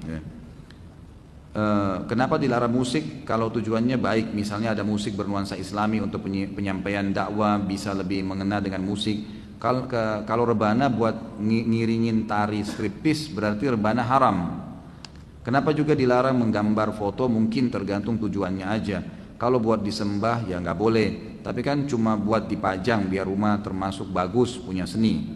Intinya kan Al-Quran tidak ada ayat yang menjelaskan musik dilarang, menggambar foto haram, asuransi haram dan lain-lain. Hal yang baru dulunya nggak ada, jangan disamakan dengan sekarang. Lalu saya jelaskan, dalam Al-Quran tidak ada ayat yang melarang musik secara tegas, tapi ada isyarat di dalam Al-Quran surah Al-Luqman ayat 6. Dan di antara manusia ada yang mempergunakan perkataan yang tidak berguna untuk menyesatkan manusia dari jalan Allah tanpa pengetahuan dan menjadikan jalan Allah itu olok-olokan. Mereka itu akan mendapatkan azab yang menghinakan. Banyak ahli tafsir termasuk penafsiran sahabat Ibnu Mas'ud, perkataan yang tidak berguna adalah nyanyian dan alat musik. Dia masih mengelak dengan berasumsi itu kan penafsiran ahli tafsir. Orang juga yang namanya menafsirkan berarti tidak pasti, masih mengira-ngira. Baiklah, lalu jika saya jelaskan hadis yang lengkap dengan bukunya Rumah-Rumah Tidak Dimasuki Malaikat, Rasulullah SAW bersabda, sungguh benar-benar akan ada di kalangan umatku sekelompok yang akan menghalalkan zina, sutra, khamar dan alat musik. Hadis riwayat Bukhari nomor 5590. Istri tidak percaya hadis karena dengan alasan jarak waktu Rasulullah dengan kita kan jauh. Jadi kalau hadisnya kan perawinya orang juga bisa saja salah menyampaikan karena turun-temurun dari mulut ke mulut. Saya harus bagaimana Ustaz mendakwai istri saya, dan saya doakan semoga istri tercinta mendapat hidayah. Tentu istri Anda ini, kalau yang saya tangkap ya, membutuhkan orang ketiga. Mohon maaf saya mengatakan, tipologi istri begini berarti dia tidak merasa suami ini orang yang bisa saya ambil darinya fatwa atau sebuah hukum, gitu kan? Ada memang tipologi seperti itu. Maka caranya adalah harus gunakan orang ketiga. Orang ketiga ini siapa kira-kira yang dia dengar atau apa hobi dia? Kalau hobi dia membaca, diberikan buku. Kalau hobi dia mendengar, mungkin didengarkan audio atau ceramah, gitu kan? Ya, jadi seperti itu, menggunakan orang ketiga yang bisa sambil didoakan. Dan kita juga insya Allah doakan mudah-mudahan dapat hidayah. Yang penting begini, jangan pernah jenuh dalam menyampaikan dakwah. Insya Allah tidak ada. Nabi Nuh berdakwah 950 tahun pada istrinya. Tapi qadarullah waktu itu istri memang dalam keadaan tidak mau beriman, gitu kan? Memang itu ikhtiar, ya. Dia tidak mau, ya sudah. Allah SWT akhirnya takdirkan dia seperti itu. Itu saran saya pertama, gunakan orang ketiga. Yang kedua, cobalah jangan tumpukan saya melihat ini karena pihak si suami lebih dominan sudah faham sunnah, si istri belum. Karena terbukti perkataan-perkataan seperti mengatakan itu kan cuma perkataan ahli tafsir. Dia tidak tahu siapa itu Ibnu Abbas. Ibnu Abbas ini memang dia mengambil langsung dari Nabi SAW, gitu kan? Ibnu Mas'ud memang dia langsung sahabat Nabi yang belajar dari Nabi SAW hadis, dan dia bersumpah atas nama Allah, surah Luqman ayat 6 itu adalah musik, bersumpah. Ya, jadi memang begitu, dan coba gunakan kata-kata atau penyampaian kepada istri seperti ini sesuatu yang tegas. Jadi ini loh dalilnya, jelas haram, gitu. Dan kamu harus bisa menerima karena begini. Ada tipologi istri memang yang harus dengan cara seperti ini haram, jelas. Kamu mau berargumen apapun tetap tidak bisa. Kalau masalah kasus kamu bilang jarak kita dengan Rasulullah SAW jauh, berarti kamu seakan-akan mengatakan mustahil agama bisa diterima sekarang. Kalau begitu berarti semuanya akan diprotes, semua akan ditinggalkan. Ini kan semua argumen yang disampaikan hanya karena menepis. Kalau saya lihat ini karena butuh orang ketiga, Allahu a'lam. Jadi mudah-mudahan saja Allah berikan hidayah, insya Allah. Baik, ada pertanyaan yang sisa yang lalu. Bagaimana hukum jika panitia kurban melelang kulit dan kepala kurban dan hasilnya dimasukkan kas masjid? Saya tadi sudah jawab ya. Insya Allah ini mudah-mudahan masih bisa ya. Apakah benar di alam barzah para penghuni kubur saling mengunjungi, saling bertemu ruh mereka yang sudah mati? Mohon penjelasan. Setahu saya tidak. Setahu saya tidak. Masing-masing sibuk dengan kuburannya sendiri. Ya, masing-masing sibuk dengan kuburannya sendiri. Oh iya, sebelum saya lupa ini apa? Saya mengucapkan jazakumullah khair kepada ikhwah dan akhwat yang sudah partisipasi di sumbangan komputer ya. Ini alhamdulillah laptopnya sudah ada. Kemarin kami butuh 2 dan masya Allah sudah ada yang menyetor langsung fisik laptopnya. Semoga insya Allah Anda termasuk dapat panen pahalanya setiap kali di-upload dan diedit ceramah-ceramah kita ini. Dan alhamdulillah Anda bisa lihat sendiri di YouTube pengunjungnya pasti rata-rata ribuan, bahkan sudah ada yang hampir ratusan ribu pengunjung yang mengikutinya. Dan juga ada seorang ikhwah kalau nggak salah kemarin langsung ke Pak Diarto. Kemudian ada juga yang langsung ke saya, seorang ibu yang langsung menyetor uangnya cash untuk membeli laptop dengan spek yang memang sudah kita tentukan. Kemarin memang ada spek yang diberikan oleh Pak Diarto, kurang lebih harganya sekitar 11.400.000-an ya, salah harganya itu. Di sini ada speknya dan alhamdulillah sudah ada lah ya, istilahnya sudah ada. Dan alhamdulillah berita gembira bagi yang sudah menyumbang. Apakah benar dalam Islam dilarang nongkrong atau apa ada adabnya? Boleh, bukan tidak boleh. Nongkrong maksudnya di pinggir jalan ya, kumpul-kumpul itu boleh. Karena ini memang dalam hadis Nabi SAW pernah disebutkan, hadis Bukhari. Kata Nabi SAW, jangan kalian duduk-duduk di pinggir jalan. Maka para sahabat mengatakan, ya Rasulullah, kami punya hajat, kami nggak bisa duduk-duduk. Pasti kami pulang dari masjid, duduk nongkrong, ngobrol-ngobrol. Ya seperti sekarang banyak umat Islam duduk, mungkin di warung kopi, ngobrol-ngobrol gitu. Sahabat sering lakukan, mereka ngumpul-ngumpul. Kami harus ya Rasulullah. Kata Nabi SAW, kalau kalian harus lakukan, maka berikanlah jalanan haknya. Kata para sahabat, apa haknya ya Rasulullah? Kata Nabi SAW, kalian menyuruh kepada kebaikan, melarang dari kemungkaran, memberikan petunjuk kepada orang yang butuh jalan, gitu kan? Ya, ini perintah-perintah Nabi SAW, menjawab salam. Ini semua hak-hak jalanan yang harus dijaga. Jadi bukan malah di jalanan dia malah yang mengambil haknya orang, tapi dia memang memberikan tunjuk, membuat orang merasa nyaman, dapat bantuan gitu kan dari orang-orang ini, itu dibolehkan. Ini adabnya. Apakah kita tidak boleh membunyikan sendi-sendi dalam sholat, mematahkan jemari tangan dan kaki? Mematahkan ini bagaimana? Hah? Membunyikan, jadi bukan mematahkan kali ya. Ini bahasanya luar biasa. Jadi setahu saya Allah alam ini sebagian besar ulama memakruhkan, jadi bukan tidak boleh. Karena ada gerakan-gerakan yang dibolehkan dalam sholat kalau sifatnya darurat. Kalau darurat itu tidak ada masalah, tapi sebaiknya dihindari. Ini juga secara medis kurang sehat ya. Karena biasanya jadi renggang jari-jari itu, maka lebih baik dijauhi. Ya anggaplah kalau anda mau berhadapan dengan atasan misalnya lagi ngobrol, masa sambil depan atasan bunyi-bunyiin tangan gitu kan? Pasti nggak mau. Bagaimana dengan hadapannya Allah Subhanahu Wa Taala? Coba hindari. Itu was-was syaitan agar mengurangi kehusyuan anda. Apakah dalam majlis dalam masjid ba'da azan, majlis ilmu dalam masjid setelah azan boleh dilanjutkan? Majlis itu majlis bid'ah. Apakah kita harus menunggu majlis selesai ataukah membuat jamaah terlebih dahulu? Tentu saja boleh ya. Kalau azan kayak tadi kita azan waktu kita tunda seberapa menit. Tapi ini bukan berarti tunda sampai keluar waktu. Karena memang biasanya antara azan dengan azan ada durasi. Ada durasi. Nah, ini masih dibolehkan. Mungkin kita tadi kayak makan ambil waktu 5 sampai 10 menit kemudian azan, itu bukan sesuatu yang mengeluarkan dari waktunya sebenarnya. Terlebih lagi durasi antara azan dan iqamah di zaman Nabi SAW itu ukuran 50 ayat. 50 ayat itu lumayan ya, mungkin 20 sampai setengah jam, 20 menit sampai setengah jam. Maka berarti memang di sini ulama mengatakan boleh ya, menunda itu dalam waktu tertentu. Tapi kalau majelis itu majelis yang melanggar sunnah Nabi ya sebaiknya jangan, gitu kan? Jangan dihadiri. Bagaimana caranya? Keluar aja dulu, jangan buat jamaah, dia difitnah, gitu kan? Jangan buat jamaah, keluar aja dari masjid, duduk mungkin di teras, begitu iqamah atau azan baru masuk sholat insyaallah. Apakah orang munafik itu kekal di neraka? Jawaban saya sudah tadi, karena Allah mengatakan innal munafiqina fid darkil asfali minan nar. Orang munafik pasti akan masuk ke dasarnya api neraka. Kata ulama tafsir disepakati mereka akan kekal di situ. Bagaimana dengan kelompok yang saat ini disebut dengan Khawarij, namun justru beberapa ikhwah yang pernah saya kenal, apa yang mereka contohkan justru tidak taklid seperti ciri-ciri Khawarij, bahkan masyarakat di sana sejahtera. Tentu saja ya, Khawarij ini kelompok yang muncul sudah dari zaman Nabi SAW, zaman sahabat, Allah sudah ada, dan saya sudah berikan ciri-cirinya. Mereka selalu menyalahkan, memvonis orang yang tidak sefaham dengan mereka, gitu kan? Jadi kita harus bedakan ya, mana masalah yang kita tidak boleh berselisih, itu namanya masalah usuliyah tentang ketauhidan Allah. Ini nggak boleh berselisih di sini. Nggak ada perselisihan arah kiblat, Quran sempurna, Nabi Muhammad SAW Nabi terakhir. Ini sudah harus disepakati, ini masalah usul semua. Ada masalah furu, masalah cabang. Misal kalau terdapat sebuah dalil, kemudian dari dalil itu ulama berbeda pendapat, maka ini masalah cabang, masalah furu'iyah.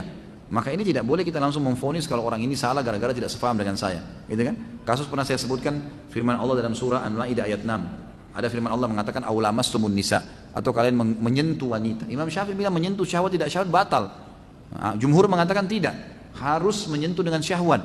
Karena ada hadis Bukhari menjelaskan Nabi SAW pernah mencium istrinya keluar ke masjid dari imam dan tidak wudu lagi. Maka di sini ada pendapat Imam Syafi'i menjelaskan masalah itu. Kita tidak boleh langsung memvonis pendapat Imam Syafi'i salah di sini. Beliau ulama besar, beliau berijtihad gitu kan. Tetapi sebagai penuntut ilmu yang bijak, kita harus memang menerima dalil yang paling kuat. Di sini tidak melihat individunya. Bukan berarti kita tidak menghormati Imam Syafi'i, tapi karena jumhur punya hadis yang menjelaskan tentang masalah hadis Bukhari Nabi mencium Aisyah dan keluar tanpa wudu lagi menjadi imam. Ini ada hadis sahih, berarti ini yang lebih kuat gitu kan. Kita bisa menerima seperti itu sebagai penuntut ilmu. Ustaz, apa program infak sosial dari Ustaz yang berikutnya? Kemarin sudah saya jelaskan masalah laptop, dan sekarang untuk kegiatan dakwah sementara saya dan Akhdiarto sudah terpenuhi, alhamdulillah, dan jazakumullah khair. Sekarang programnya laptop kita siapin untuk dai-dai. Jadi kalau ada jemaah yang mau nyumbang silahkan, nanti kita akan bagi-bagikan kepada dai-dai kita supaya mereka bisa lebih sistematis menyusun bukunya, karya-karyanya gitu kan. Jadi kita coba carikan yang spek-spek yang bagus juga, ya, yang insya Allah layak lah untuk Ustaz. Karena selama ini Ustaz ini selalu dianggap remeh gitu ya. Saya terus terang sulit untuk menerima itu, padahal dai-dai ini adalah pewaris para nabi. Harus difahamin masalah itu. Saya subhanallah, awal saya balik dari Madinah sekitar tahun 98, tahun 99, tahun 2000 saya pernah ke Jakarta. Tahun 2000, 2001 kalau nggak salah itu saya ke Jakarta, masih tinggal di Makassar. Kemudian saya mendatangi, ada salah satu kenalan ayah saya, masih ada hubungan kerabat tapi jauh. Beliau memang direktur satu perusahaan besar gitu di Jakarta, saya nggak usah sebutin. Kemudian waktu itu pertama kali HP ada, HP-nya masih HP yang besar-besar, mahal-mahal HP-nya gitu kan. Ada juga jenis HP yang keluar yang murah. Kemudian saya datang, saya kebetulan waktu itu memang rencana mau beli HP di Jakarta gitu kan. Kemudian saya mampir ke kantornya, lalu dia tanya, Khalid, Anda pakai HP? Saya bilang, saya rencana baru mau beli, alhamdulillah ada uangnya gitu. Terus dia bilang, biar saya yang beliin udah. Silahkan, kalau mau dibeliin silahkan, mau cari pahala, fadhal gitu kan. Dia nggak ada masalah. Terus dia telepon sekretarisnya, dia bilang, tolong beliin 1 HP ya, ini buat ada ustadz dari Makassar. Baiklah, kata sekretarisnya, baiklah. Terus kayaknya ditanya sama dia, HP seperti apa yang mau dibeliin, jenis apa, yang mana gitu. Terus bahasanya dia nggak enak waktu itu. Dia sempat bilang, ya HP-nya ustadz lah yang bagaimana gitu. Maksudnya yang HP biasa saja gitu. Wah, ini nggak enak nih. Mentang-mentang ustadz nggak apa-apa, asal jadi saja. Ini pewaris para nabi diginiin gimana? Tersinggung saya ini. Padahal satu alim, satu dai itu bisa menyabarkan 1000 orang miskin. Satu dai itu bisa memotivasi 1 juta mujahid berperang. Itu luar biasa seorang alim itu bobotnya. Sampai kata Nabi SAW, Allah kalau mau angkat ilmu agama ini, Allah nggak angkat begitu saja, tapi Allah matikan para ulama.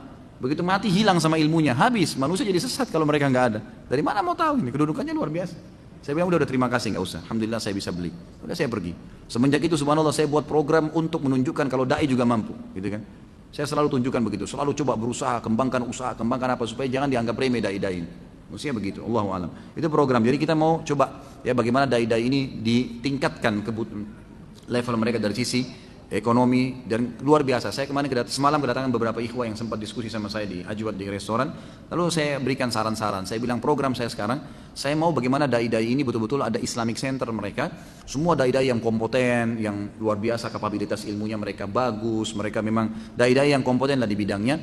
Memang ahlinya di ilmu hadis, ilmu dakwah, di ilmu akidah. Kita keroyokin buatin Islamic Center, mereka nanti di situ tinggal. Mereka buat kelas pelatihan dai, kaderisasi, kemudian punya pesantren di situ. Nanti orang-orang mereka pun buat jadwal, hari Senin ada sirah, hari Selasa ada akidah, hari ini buat seperti kelas, orang datang bersekolah gratis gitu. Daripada sekarang ini masih berserakan ke sana sini jadwalnya. Kita adakan itu dan itu lebih fokus. Kemudian kebutuhan mereka kita penuhin. Kita harus punya satu sumber basis dana yang kita penuhin. Karena kayak di Saudi itu, semua ulama itu sudah luar biasa. Mereka cuma tahu dari rumah ke masjid. Dari rumah ngajar di kampus, mereka ngetik karya-karya bukunya banyak tertulis karena mereka kebutuhannya sudah terpenuhi semua.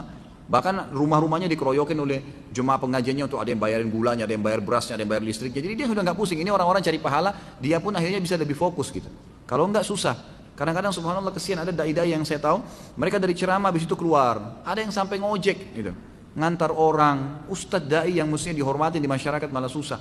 Ada yang kesian sampai jualan apa, jus, jual sesuatu yang menurut saya nggak perlu, ilmunya lebih baik, lebih mahal daripada itu ya. Nah ini hal-hal mendasar ini yang saya inginkan. Jadi mungkin kita buat program-program untuk dai. Makanya ada pengadaan motor. Kedepannya insya Allah saya akan adakan pengadaan mobil buat dai-dai. Kemudian juga ada pengadaan tempat tinggal. Saya bahkan punya ide kemarin untuk mengadakan properti satu komplek perumahan khusus untuk ustadz-ustadz. Jadi kalau dibutuhkan nanti mau cari ustadz siapa sudah di komplek itu gitu kan. Bahkan ustadznya bisa jadwalnya ganti-gantian di masjid itu ngajar. Orang sudah bisa datang. Maka bisa lebih terkumpul lah di satu tempat ya. Bukan seperti itu. Kalau yang terdekat juga ada kurban ya. Kurban ini dengan kambing ada, dengan sapi ada. Kambing itu dengan 2 juta rupiah dan sapi itu dengan 10 juta rupiah. Ini yang terakhir. Apa itu kantara? Kantara itu sebuah jembatan, sebuah tempat yang ada di depan halaman surga. Itu namanya kantara. Dalam hadis sahih disebutkan, kalau semua orang yang sudah melewatin sirat, sudah ditimbang amalnya, amal baiknya sudah lolos, mereka lewatin sirat yang dibentangkan di atas neraka. Ada yang lewat seperti cahaya bulan purnama dan cepatnya seperti kilat sudah sampai ke ujung. Itu ujungnya sirat, ya. Lewatin neraka itu namanya kantara. Di depan kantara itu ada surga. Itu seperti lapangan luas, mereka kumpul di situ nunggu dulu. Nunggu orang-orang semua yang akan lolos gitu kan. Itu namanya kantara. Ada yang lewat seperti kecepatan kuda, ada yang lewat seperti berlari, ada yang lewat seperti berjalan, ada yang lewat merangkak dan ada yang jatuh ke neraka terlebih dahulu. Wa na'udzubillah. Ya, ini kantara sebuah tempat yang mereka akan berkumpul nanti sebelum masuk ke dalam surga. Inilah yang sesuai dengan sabda Nabi SAW. Kalian akan berkumpul ya di satu tempat kantara itu dan aku akan datang mengetuk pintu surga. Lalu penjaga surga bertanya, siapa engkau? Aku berkata, aku Muhammad. Maka kata penjaga surga, aku tidak diperintahkan membuka pertama kali kecuali untukmu. Maka dibukalah pintu surga tersebut untukku dan surga diharamkan untuk nabi-nabi sebelum aku masuk dan diharamkan untuk umat-umat sebelum umatku masuk. Bagaimana Rasulullah SAW memotong kuku jari yang mana dahulu? Adakah sunnahnya? Yang saya tahu dari kanan ke kiri. Itu kan dari kanan ke kiri dan dimulai dari jari kelingking sampai ke ibu jari dan seterusnya begitu. Ketika Isra Mi'raj Nabi melihat azab neraka dan lain-lain. Apakah berarti neraka sudah berpenghuni? Tentu saja tidak. Diperlihatkan untuk beliau. Dan waktu Isra Mi'raj itu yang Nabi diperlihatkan sebenarnya adalah azab kubur. Ya, azab kubur. Itu yang lebih kuat pendapat. Jadi bukan azab neraka jahanam. Tapi beliau diperlihatkan neraka jahanam. Diperlihatkan juga neraka jahanam. Ketika Rasulullah SAW mengirim surat kepada Raja Heraklius agar mereka beriman kepada Allah. Di awal suratnya dikatakan Assalamu ala man ittaba'al huda. keselamatan bagi yang mengikuti petunjuk ini. Apakah sunnahnya ketika salam kepada orang muslim seperti ini? Tentu tidak. Ini khusus bagi surat-surat resmi saja. Kalau ada surat yang ingin dikirimkan kepada pemimpin satu kaum, maka dibolehkan. Kalau yang lain enggak, setahu saya enggak. Ini sudah. Oh, sudah lewat ya. Jika di lingkungan rumah kita ada 3 masjid atau lebih dan ada satu masjid yang sudah sunnah dengan komunitasnya orang-orang yang sudah mengenal sunnah, maka saya lebih condong berjamaah di masjid tersebut dengan alasan lebih khusyuk, rapi safnya. Jadi pahalanya lebih banyak karena safnya sempurna. Lalu saya dibilang keluarga ekstrim, seolah-olah saya punya aliran sendiri karena tidak mau berjamaah di masjid lainnya. Apakah saya salah jika memilih masjid yang sunnah itu? Tentu saja tidak. Enggak usah peduli dengan perkataan orang. Kita kalau peduli perkataan orang nanti jadi kacau semua. Selama itu benar, jalanin, enggak usah ragu. Dan tidak usah peduli dengan orang, karena kalau kita peduli dengan orang, sementara kita dahulukan perkataan orang dari kebenaran, kita akan kacau semuanya. Berapa banyak rumah tangga kacau gara-gara perkataan orang ketiga, gitu kan? Harus punya prinsip. Saya pernah ajarkan, kalau kita diajak sama teman-teman makan di satu restoran, ada makan nasi goreng, kemudian kita begitu buka menu ada mie goreng dan hati kita pengen mie goreng, makan mie goreng. Walaupun teman-teman suruh nasi goreng, enggak, saya mau mie goreng aja. Nanti saya incipin punya kamu, enggak apa-apa, gitu kan? Mesti punya prinsip. Nanti supaya kita ikut. Kalau enggak, suami kamu tuh begitu ya, langsung ribut sama suaminya. Istri kamu tuh begitu ya, kamu tuh tetangga bilangin begini, tadi si fulan bilang begini, terpengaruh. Untuk apa? Saya bilang sama istri saya, ingat, rumah tangga ini saya, kamu dan anak-anak. Saya pemimpinnya, kamu wakil saya. Instruksi dari saya.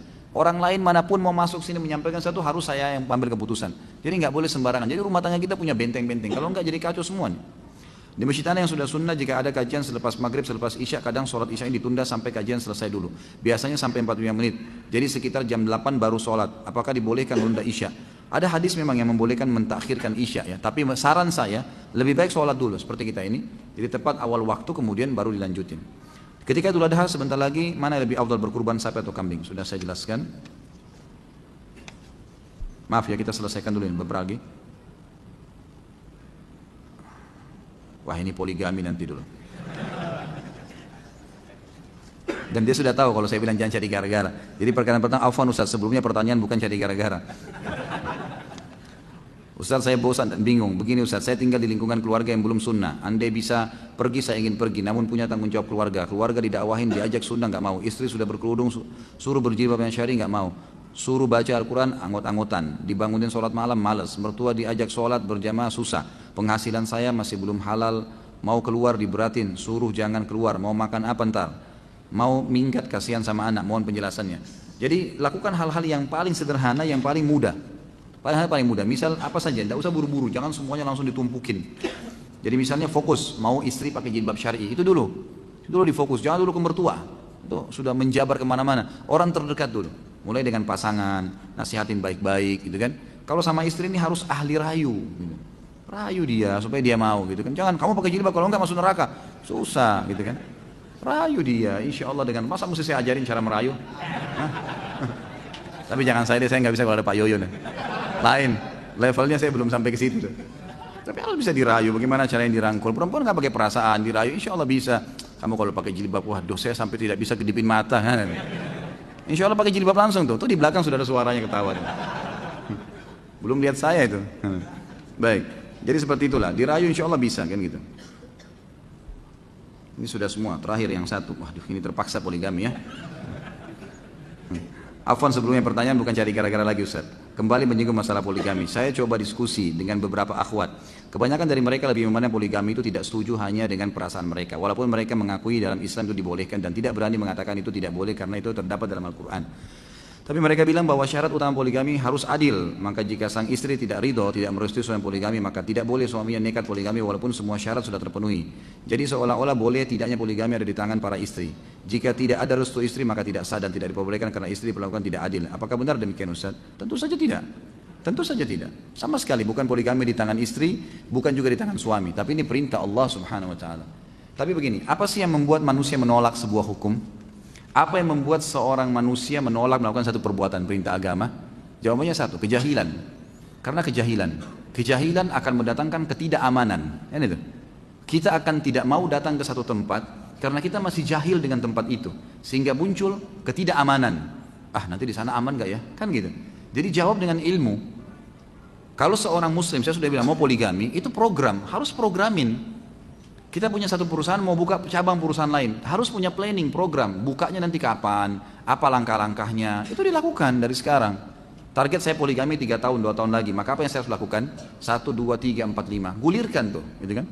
Dengan bertahap, dengan cara-cara syar'i, dengan berdoa, insya Allah bisa, dengan izin Allah Subhanahu Wa Taala. Tentu yang membuat tadi perempuan kenapa menolak? Karena masalah masih jahilnya dengan masalah poligami, seakan-akan poligami cuma maslahat bagi laki-laki, gitu kan? Coba antum kumpulin artikel-artikel, semua manfaat-manfaatnya, dibaca antum sendiri, kayakan dulu informasi, baru kemudian jelaskan, baru kemudian ajak, baru kemudian lihatkan fakta-faktanya, bagaimana mereka bisa menerima. Gitu. Seperti itulah, berikan penjelasan, dan itu dijadikan sebagai pembicaraan yang biasa sekali, pada saat menyampaikan. Dan itu digulirkan. Selain daripada itu ikhlaskan niat, insya Allah akan bisa, gitu kan? Insya Allah akan bisa. Saya sampai hari ini, ya. Kalau saya lagi bicara dengan istri saya, alhamdulillah, malah saya yang ditanya. Ada satu akhwat yang sempat hubungin dia, kemudian minta, bisa nggak Ustaz Khalid menikah dengan saya? Ini bahasa dari akhwat itu. Kemudian istri saya yang minta istri saya bicara sama saya sambil duduk. Ini ada berita begini-begini. Sampai saya bilang, udah, saya sekarang masih belum ada hajat. Insya Allah nanti. Saya sekarang akan buat planning dulu. Saya ingin cetak buku-buku saya, ingin supaya usaha ini jalan. Saya akan melangkah ke sana. Karena dari awal sudah saya jelaskan, konsep hidup saya adalah poligami. Saya akan sempurnakan dengan izin Allah, gitu kan? Tapi dengan cara syar'i, tidak ada sembunyi, nggak ada sesuatu yang transparan. Istri saya sudah tahu semua kalau saya tidak ada yang tersembunyi. Semua A, B, B semua jelas dari awal. Dari mereka tidak tahu tidak ada main-main di belakang itu semua. Tapi subhanallah, karena dia tahu prinsip saya itu dan saya juga sudah punya planning ke situ, maka hampir setiap saat dia bicara sama saya, malah dia yang bicara, gitu kan? Malah dia yang bicara meminta kesian, ini sudah minta, tidak apa-apa melangkah aja, saya temanin ya, gitu. Bahasanya begitu. Tapi jangan cemburu ya, yang belum. Ini saya bahasakan, artinya ada begitu. Saya dihubungin oleh seorang akhwat kita semoga Allah jaga, masih gadis ya. Dia tinggal di daerah Bekasi dan sempat memberitakan ke saya, Ustaz apa hukumnya kalau saya dilamar sama ikhwan nanti, saya berikan syarat kalau dia juga poligami nikah sama teman saya. Ada akhwat yang begitu. Mau kenal? Langsung senyum semua, nggak bisa. Nanti orang khusus yang saya kenalkan nanti. Tapi ada akhwat yang begitu subhanallah, gitu kan? Jadi satu sisi ada akhwat yang begini, oh nggak bisa harus adil dia nolak. Satu sisi ada akhwat yang luar biasa. Bahkan dia sebelum nikah dia sudah minta untuk itu. Ada saya pernah ceritakan ini sebagai penutup akhwat di Makassar. Saya kira ikhwah SMS ke saya, Ustaz, apa hukumnya kalau seorang laki-laki menikahi 3 wanita sekaligus? Ini saya ceritakan karena di sini kan dikasih contoh akhwat banyak yang nolak, gitu kan? Saya ceritakan sisi lain ternyata di alam kita ini ada orang yang menerima hukum Allah. Bahkan mereka banyak komunitasnya, gitu kan? Di Saudi itu sampai yang mengadakan seminar poligami para akhwat-akhwat. Ada sama saya cuplikannya tapi dalam bahasa Arab mereka ngomong, gitu kan. Nah di sini dia SMS saya, dia bilang, Ustaz apa hukumnya seorang laki-laki mengkhidbah 3 wanita sekaligus? Saya bilang, hukumnya boleh secara syar'i. Secara syar'i hukum. Dia akad pertama, kemudian dia pindah akad kedua, akad ketiga, itu boleh saja. Terus selesai SMS, saya penasaran, saya tiba-tiba terlintas tanya, kenapa akhi bertanya begitu? Mungkin ada sesuatu hukum yang mau di follow up setelah itu. Dia bilang, saya salah satu akhwat Ustaz, dan saya sudah sepakat dengan 2 orang sahabat saya untuk menikah dengan 1 suami. Ini bahasa mereka mau menerapkan poligami sebelum nikah. Ada orang yang seperti itu. Kalau iman sudah berbicara teman-teman sekalian, yang pengecut jadi berani, yang malas jadi rajin, yang miskin jadi kaya, yang lemah jadi kuat. Iman yang bisa mengubah itu semua. Kalau iman masih belum ada, itu susah untuk dibahasakan. Jadi ini semua bahasa-bahasa yang saya lihat karena belum masalah keimanan. Allahu a'lam.